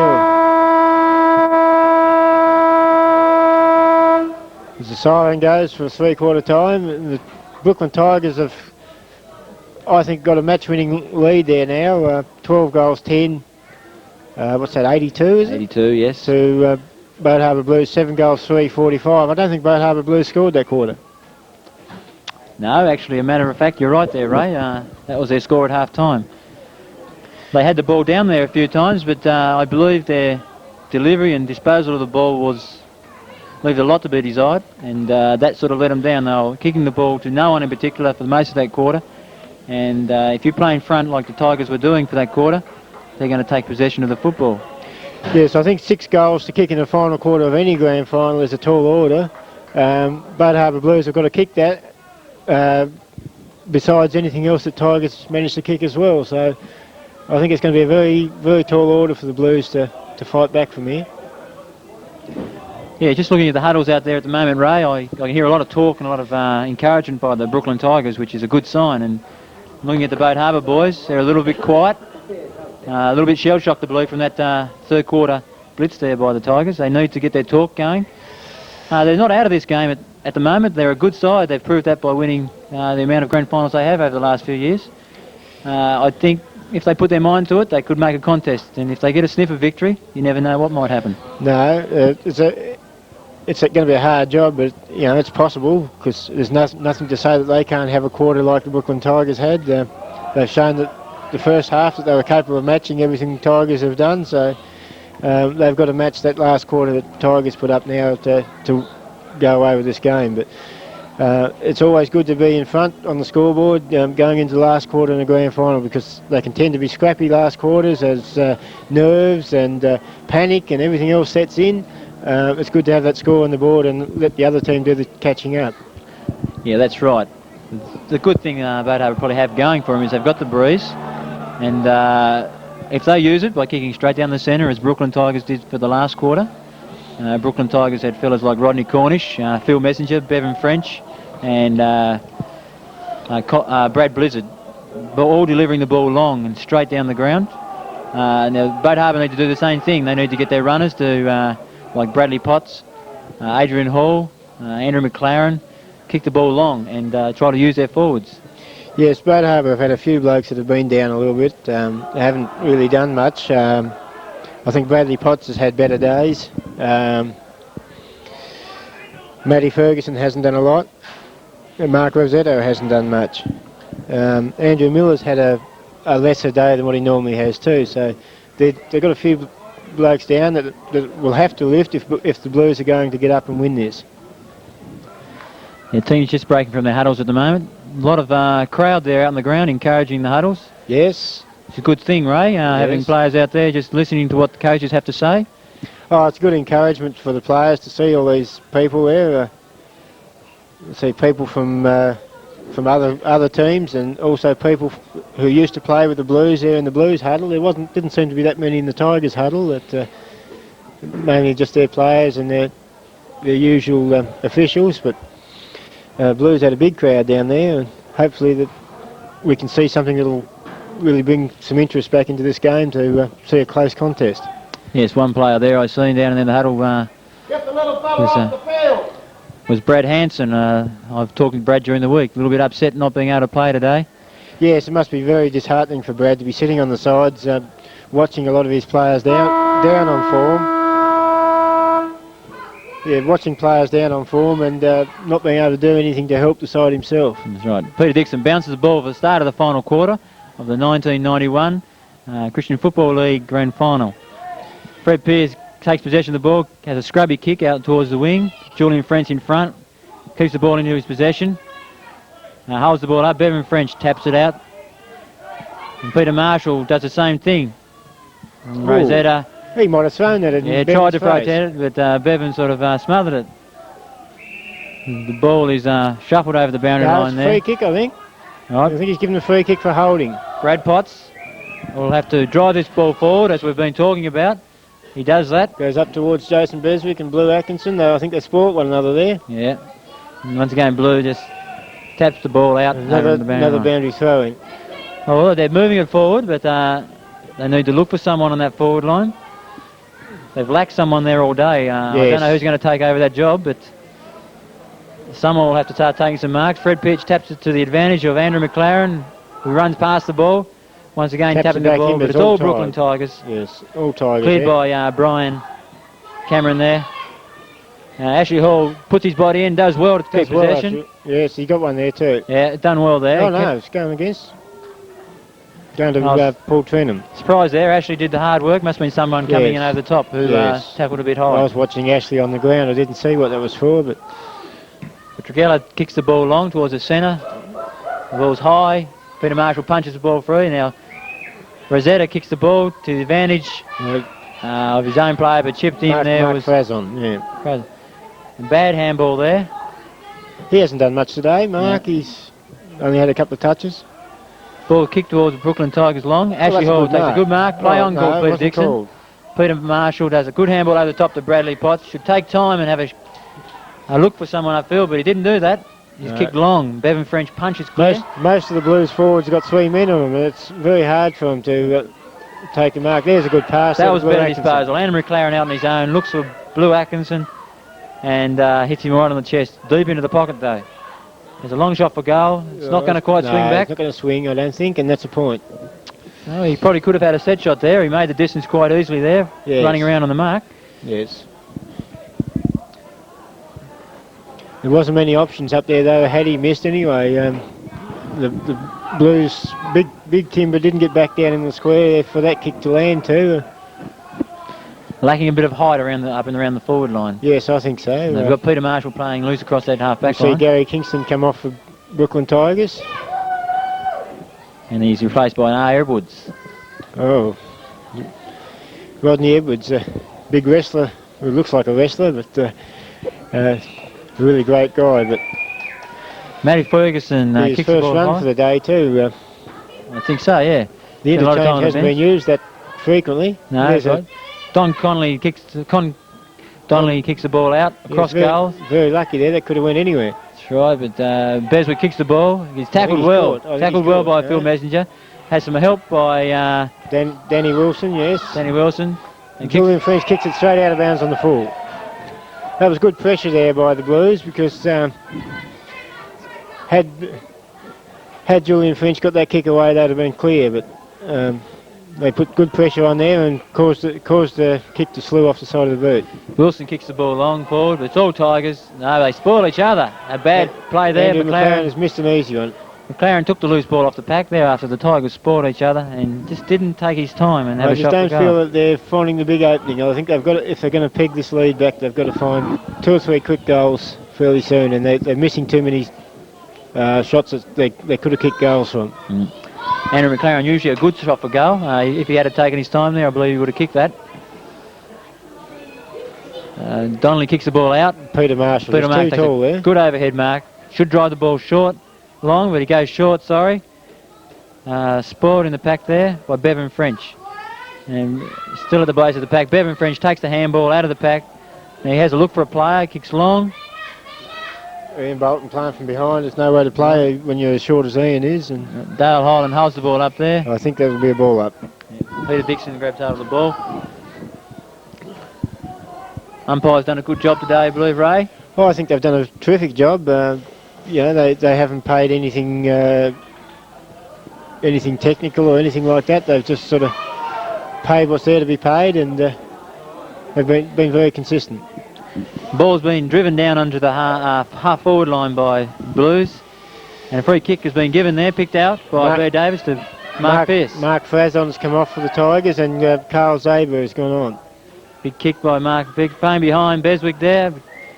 Couldn't quite, yeah. Doesn't quite take the mark, but the ball's kept in there by Robert Thompson. Picks the ball up, snaps towards goal. I think what's he done? He's missed it. He's missed it.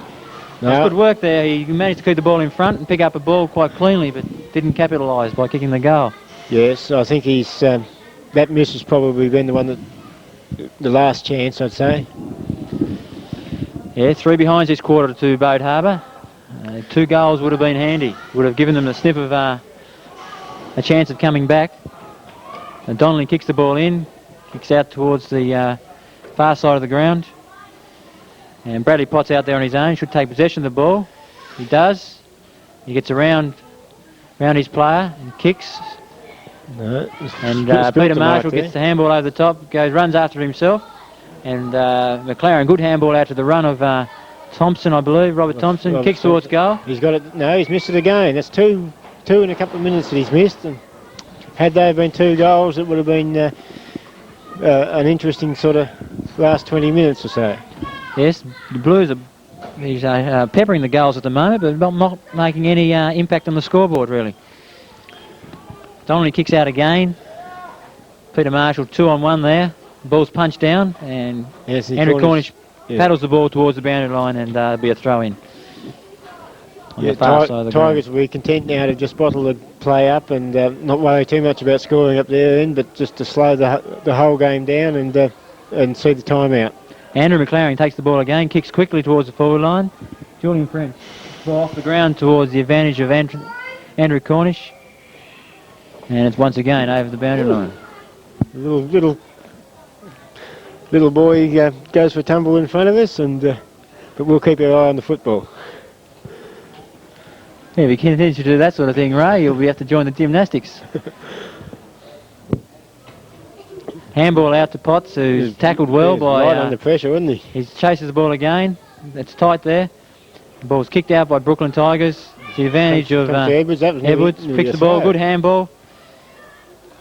And the ball's done well by the Trizella. Paul Trenham's got it there on the half-forward line, and no, he didn't pay that mark to...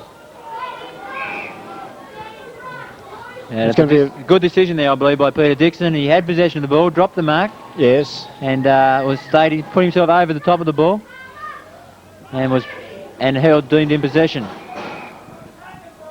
Yeah, I think that's a disputed one. I think he's going to ball it up. I think that's a good decision there, because I think Bevan French was the man in front, but I think the man behind had the greater possession of the ball, so I think that's a good decision. Peter Marshall taps the ball to the examining of Rosetta. Handball to McLaren. He's got a lot of possessions this quarter. He gets tackled that time, and it's cleared by Brad Blizzard out to the run of Rodney Cornish. Kicks the ball long to Zylstra in the forward line. Doesn't hold the mark, and Adrian Hall there, the boss of the pack, gets a good handball out there to Tony Smith. Kicks to Bevan French, who drops the mark. Drops the mark, but holds the possession of the ball and kicks long. And Bolton drops the mark there off his chest. And what's happened there? What's happening here? The whistle's gone. Peter Dixon's ball up. Yes. Ball the ball up. I think he blew the whistle just as the ball was coming out. Deep into the Tigers' forward line, which is a good place for them. Taken by Trenza. I think he's missed that. And what's he done? Kicked it out in the full. Kicked it out in the full. I thought that was the point, but anyway. Tony Smith to kick the ball in. Looking out here for Peter Marshall. The ball dropped short and Bevan French yeah. chips in and takes the mark. They haven't kicked well to their men today, have they, the Blues? Poor disposal. That's what's really cost them a lot, because a lot of their kicks have gone straight to the opposition players. We see number 7, John Howard, come on. Bevan French will have a shot for goal here, and I believe for Jeff Faulkner. So I believe he can kick this. He's a very good shot for goal. He does well, and I think the wind catches that. Screwed it round, but it's good. Mark there to Rodney Cornish, so just not manning up well enough. Andrew Miller didn't punch there at all. No, you've got to be in front of those sort of players, players who can take a good mark like Rodney Cornish, and they can be deadly. He's been very inaccurate today, but he should kick this one. He has. Yeah, always a backman should, if ever caught behind, should punch that ball clear, and Rodney Cornish was playing in front and takes an easy mark because the ball wasn't punched by Andrew Miller. Yes, I think that's the final nail in the coffin for the Boat Harbour Blues. I don't think there's any way at all where they could get back from here, and congratulations to the Brooklyn Tigers for 2 premierships in a row. I can't see anything that will stop it now. Yeah, it must be disheartening for the Blues there to kick the first 4 behinds of the quarter and then to have that answered straight away by a goal. Yes, it often happens that way, where a team can have a lot of the play and then all of a sudden it goes up the other end for a goal. And all their hard work seems to be lost. Yes, it does. The ball in the centre of the ground is in a pack at the moment, and Anthony Cornish has got the ball out in front. Does well there through the pack. There's good football skills there by Anthony Cornish. Drives the ball forward, picked up by Adrian Hall, takes possession well. Good football skills again, shown there by Adrian Hall. Yes, comes out to Michael Palmer. What keeps can he do with it? Keeps his footing, wheels around onto his left. And Rodney Cornish down the other end this time, takes a good mark again. That's really been the difference. The Tigers players have been prepared to move around the ground and help out one another, whereas the Blues have tended to leave too much work to 1 or 2 people. There's a good mark to Adrian Hall, and he's one of the people who the Blues have left too much to today. Yes, he's done a good job, but tries to run a bit, does too much hard work there and gets caught with the ball. Richard Dunyan, he's got and caught. He has got caught, giving the handball. One good thing about today, it's been injury-free so far. There's been no one taken off the ground injured, which is a good thing. And Brad Blizzard kicks short there, chips in there by a Blues guy, Peter Marshall, too tall. It's going to be a ball up. And if Peter Marshall only got his hand under that, I believe it would have been a mark there quite easily to Edwards of the Tigers. Adrian Hall once again goes through the pack. He's going to get a free, is he? He didn't have possession of the football. And Blair Davis calls that Adrian Hall's way.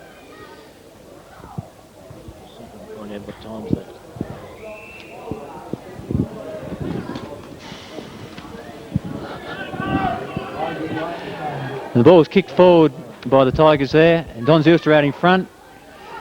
Keeps the ball in front of him, but Tony Smith punches the ball up the boundary line.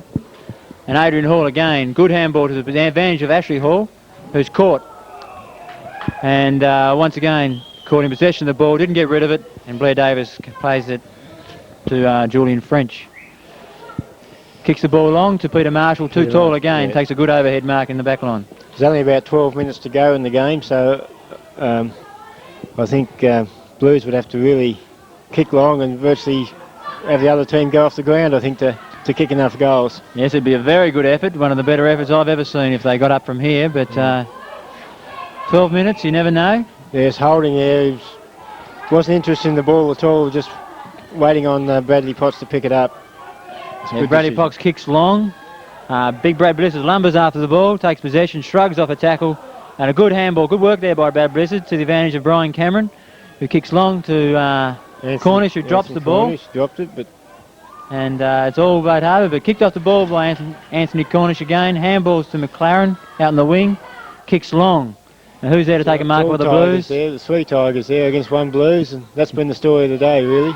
Jimmy Hendricks takes possession of the ball, but bundled over the boundary line by Bevan French. Yes, lack of manpower up forward, I believe, Boat Harbour's downfall. Yes, no one to kick to. Jimmy Hendricks takes the ball at the pack. Good stuff there by Jimmy Hendricks. Drives the ball forward. Blue Atkinson takes a good mark. Takes a good mark, and he caught one across the eye too. I don't know whether he might have been acting for that one. That was good work there by Jimmy Hendricks. He might have put the hand up to the eye just to see if he might attract the 50 metres and remove all doubt. Yes, Jones there tapping the ball down to Hendricks, who sidesteps and delivers the ball well to Blue Atkins, who finished off very well there. Finished off with a good goal. Yes. It's 2 goals now to Rodney Atkinson, and but I think it's all too late for the Blues. Yes, they definitely needed that one at the start of the quarter.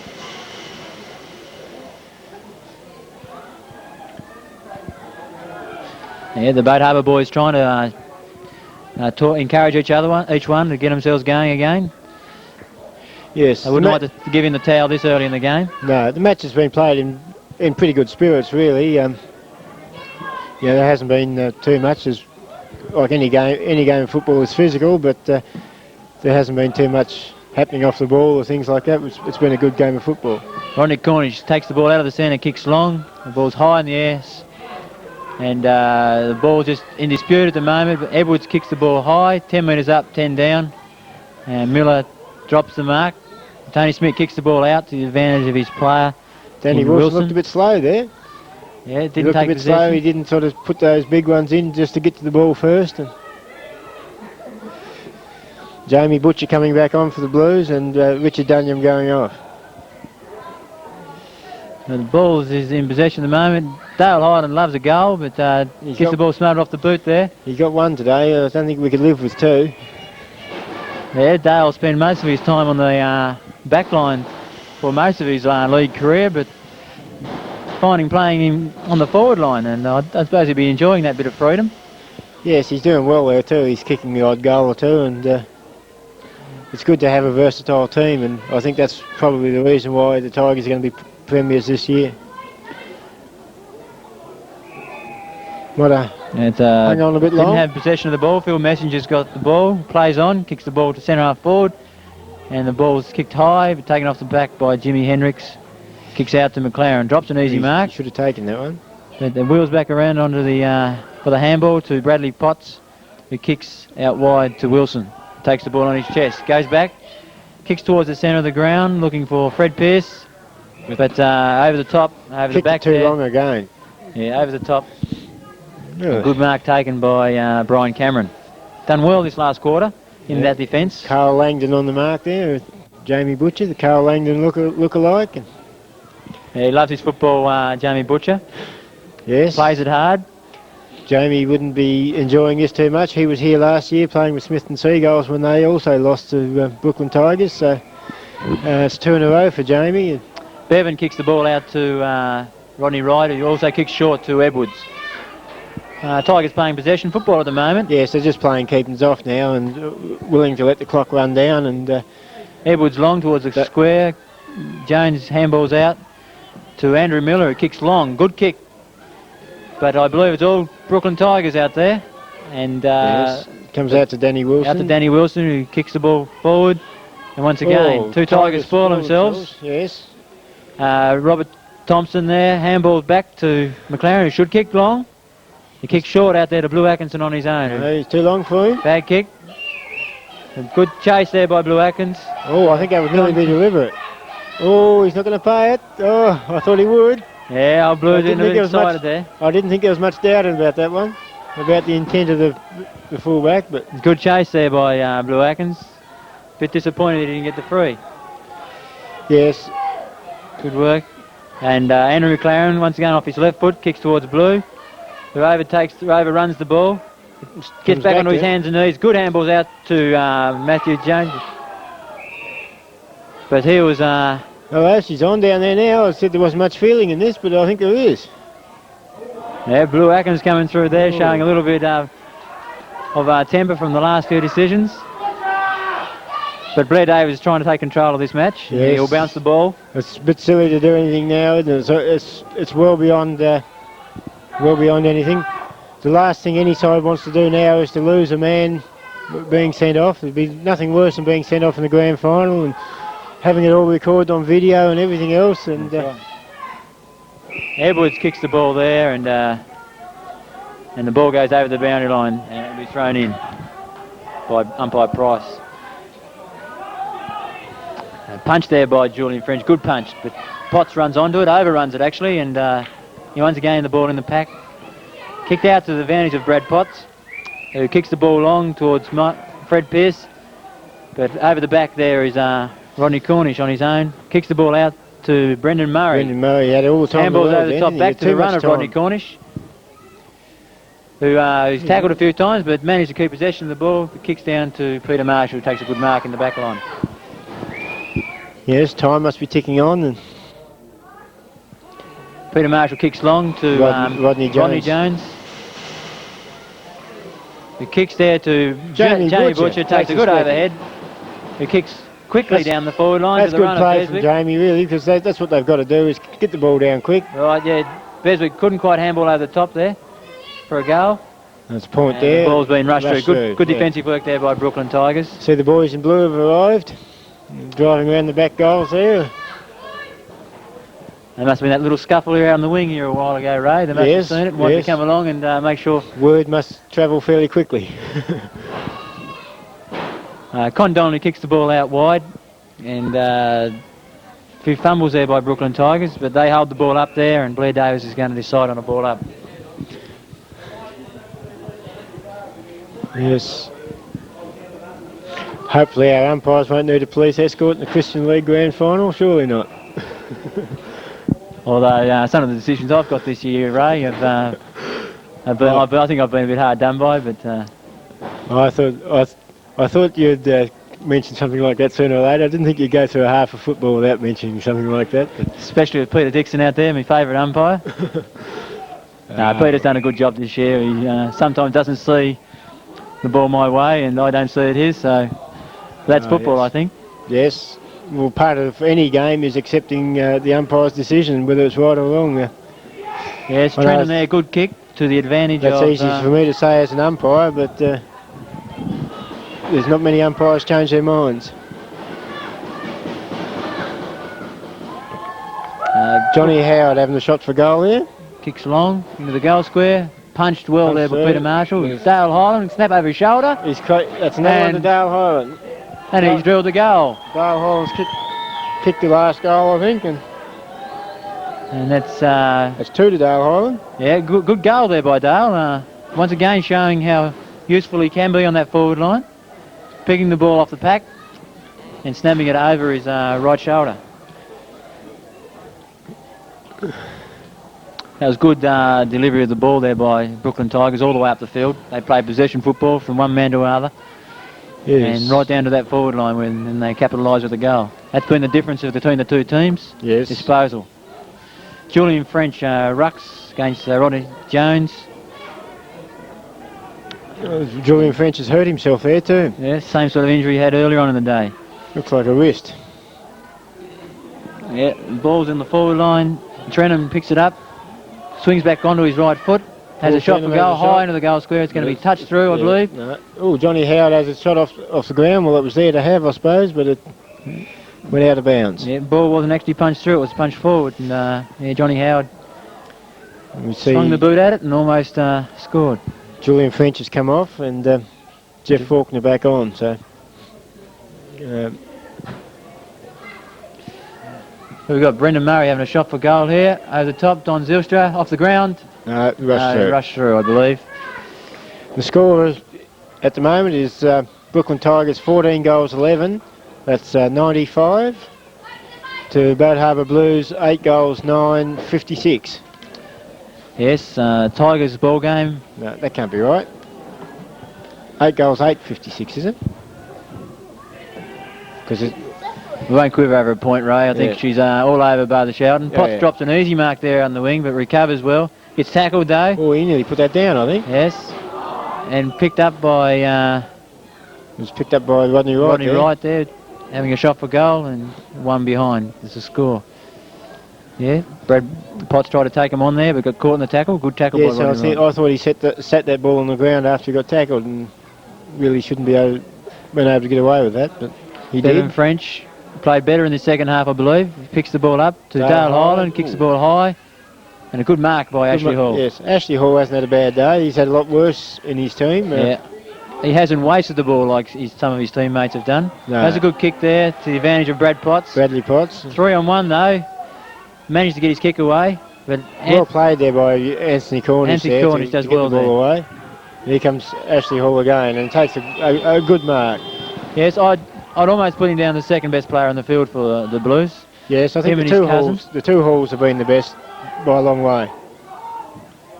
Brian Cameron caught in the tackle there by Jimmy Hendricks. Michael Palmer there gets rid of the ball on his hands and knees, but into the pack again. There's no teamwork down there for Blues. There was nothing happening down there for them. A lot of scramble.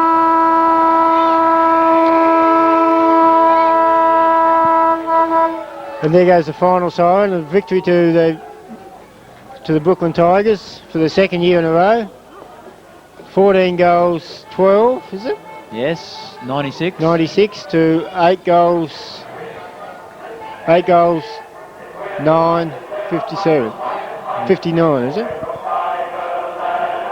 8 sixes, 56, 55. I think the scoreboard's wrong there, Ray, so yeah, it's 55, I believe.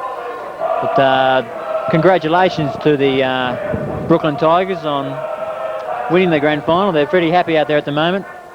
Congratulations all round by all the players. Yeah, it's a great moment for the Tigers. Great moment for everybody involved in the club. For them to come off with this.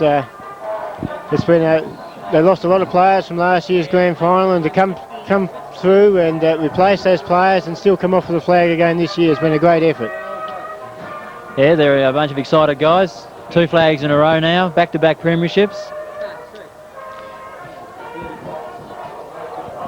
I better head down for presentations. I'll let you carry on through and close it off.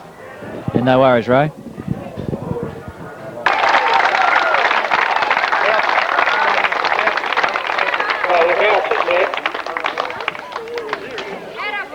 Where are you, Adrian?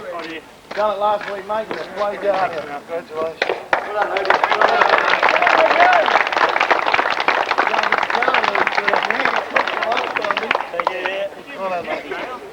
You wouldn't have to be a football genius to work out that the game was won in the first quarter, and the man who really turned it on in the third quarter for Brooklyn Tigers we're giving the trophy to, or the voucher to, is number 2 on the wing, Phil Messenger.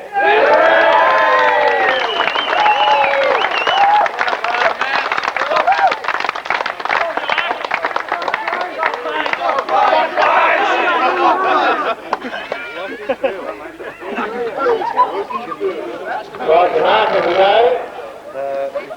Hang on. The two mark of the days were brought down by the men in the box up there. They were between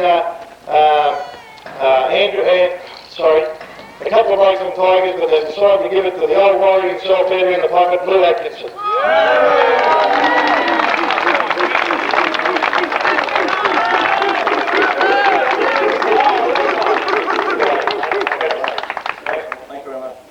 And Ray, the grand final goal of the day was between Andrew McLaren over the shoulder and a long 60 metre, and they've given it to Bevan French and Brooklyn Tigers.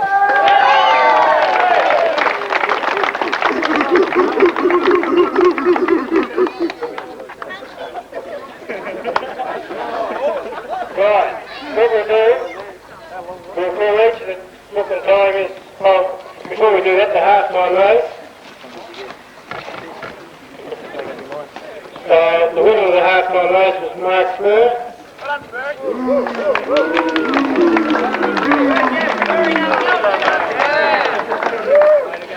Mark's also been helping do the video, so if you want a copy of the video, with excellent commentary by myself and Mark Spur and Tim Scott.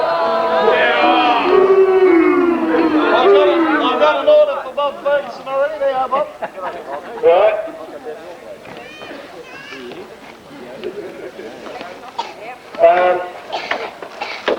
Yeah, one other thing, one man who wasn't at the dinner who we wanted to give an appreciation trophy for, he's still over there, but we'll have to present it and give it to him later. Mr. Earl Gillow for He umpired just about every game this year. And second semi-final day, it was a real wet and miserable day, and we were struck short of one goal umpire. He volunteered to do both games, and I thought that was pretty good because it wasn't much of a day. And if he hadn't, I'd have had to, so I was very pleased he did it, and we got a little trophy there for Mr. Orville, which we'll get to later.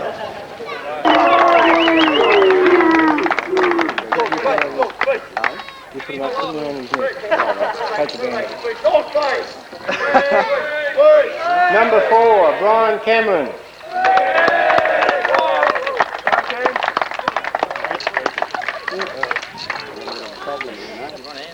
We take them all back and I'll distribute them. Number 6, Carl Zabo.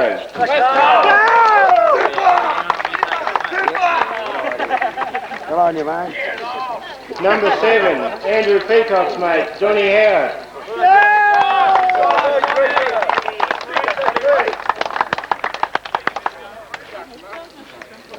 Number 11, Con Donnelly.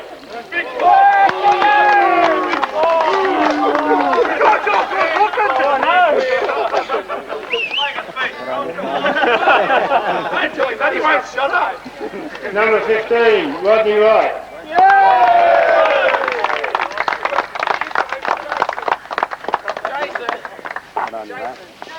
Number 18, Julian French.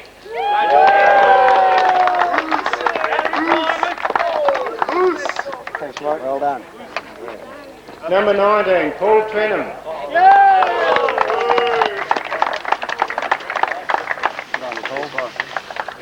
Number 20, Vice Captain, the old stager of the team, Dale Highland.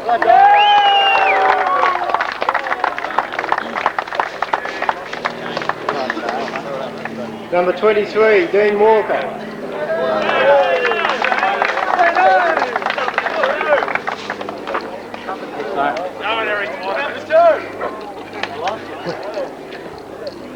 Number 25, Brad Blizzard.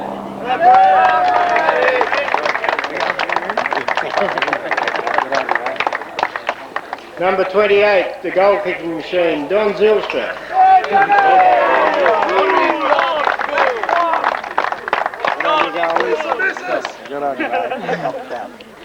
Number 30, Mark Frazon.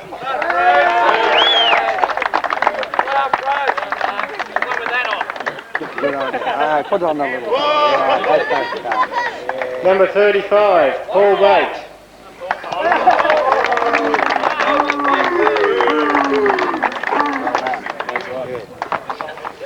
Number 38, the big fella himself, Robert Edwards.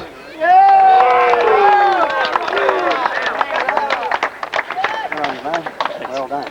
Number 39, Jeff Faulkner.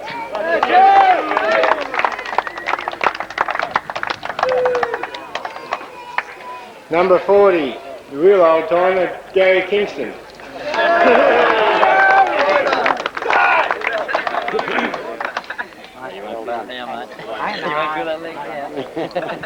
Number 41, Anthony Cornish.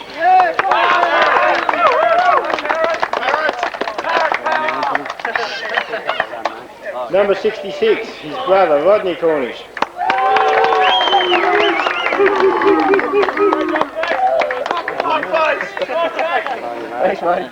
Number 181, Brendan Murray.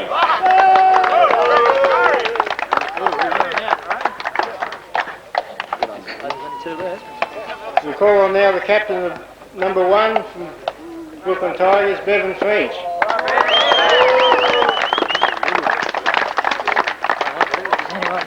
Also the coach of Brooklyn Tigers, Mr. Wayne Blaisley. Stay here, Bevan.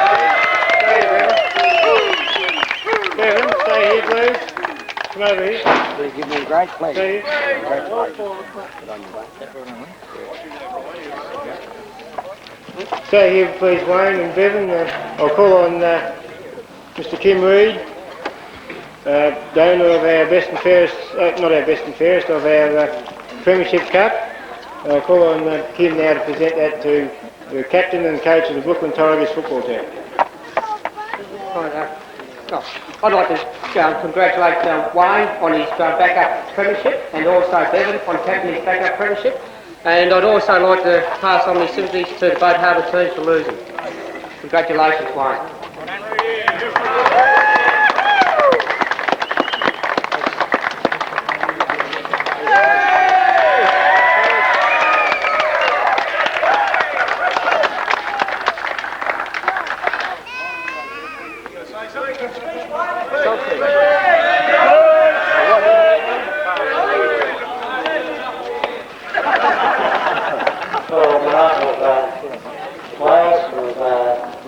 I'd like to thank Tim for the Premiership Cup.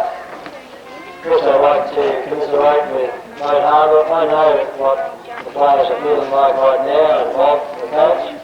I've been through that situation on a number of occasions, so I do understand. I'd also like to thank the players from Brooklyn for their commitment this year. We've had tremendous training, attendance, and I think that commitment and dedication has been borne out today. I'd also like to thank the Christian Football League for making this particular event possible. It's only through the efforts of a few people who work tirelessly to make the league functional. And through that, we can really glorify the name of Jesus, and through the tremendous efforts of those few people, we have a Christian league which is functional and operating and everything running smoothly, and I can only see it growing from strength to strength. So I'd like to thank all the players, all the executives of the league for the tremendous efforts over 1991, and I wish them all the best next year. Thank you very much.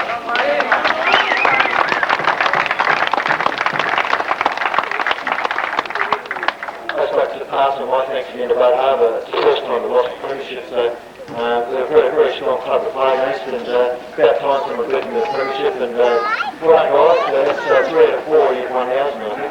So and I just like to thank all the guys. Just when we come off the field, one of the fellas made a pretty important comment. I thought last year we had a fairly strong side individually, but this year I thought the team spirit was far better. Well, the overall team effort and the way we pulled together was far better than last year, but this one's a much sweeter premiership. So thank you all the umpires, too. Rather than thank the umpires for their efforts this year, and all the officials, as Wayne said, that put a lot of work. Unfortunately, there's too few doing too much.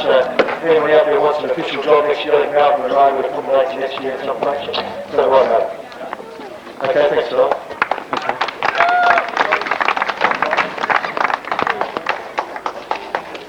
Thank you very much, ladies and gentlemen. I think Bob Ferguson, Boat Harbour Blues coach, has got a few words. And on behalf of the Boat Harbour team, I'd like to congratulate the Brooklyn Tigers team for the tremendous effort they gave today. They showed that they can play good football, and they won the game very well. We tried, but we weren't good enough on the day. So congratulations, Brooklyn Tigers, and congratulations again to Wayne for all the ways he coached the side. And yes, I think you did play as a team this year better than I've seen you play at other times, and it's really good. Congratulations once again. Thank you.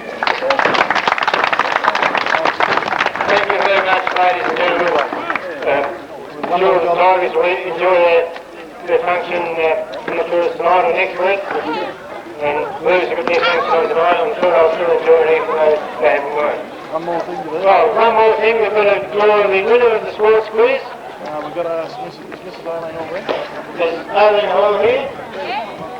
Come over here, Eileen. No, come here. If you pull yourself out, you got to put it back. We'll ask Amy to draw the winner of the sports quiz. You got to draw 2 out. The first one out wins the dinner for 2. Know that. Well, the first one drawn out wins the dinner for 2 where? It's Black Meats Restaurant. That's all the answers, right? Let's see the answer. Geelong, England, Greg Bargain, Great White Shark, Adelaide, Roman, David Frost. Woodpool, Footscray, 11. Dale Island, Gridiron, Michael Roach, Tigers, yes, Steve Mark, 22. Goal shooter, William Pepper. Yeah, he's the name. Lindy Edwards. The winner of the dinner for 2 is Linda Edwards, 3 Harbour Street, Mooney. I think she's a Brooklyn Tigers fan. Just when we're here.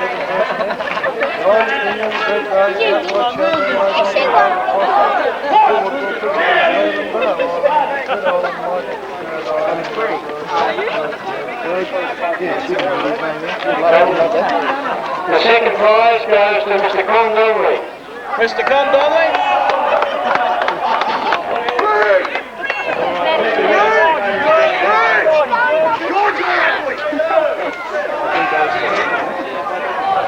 At this stage, we think you might have a dinner for two to win your booster. I'll let you know. Definitely. Gentlemen.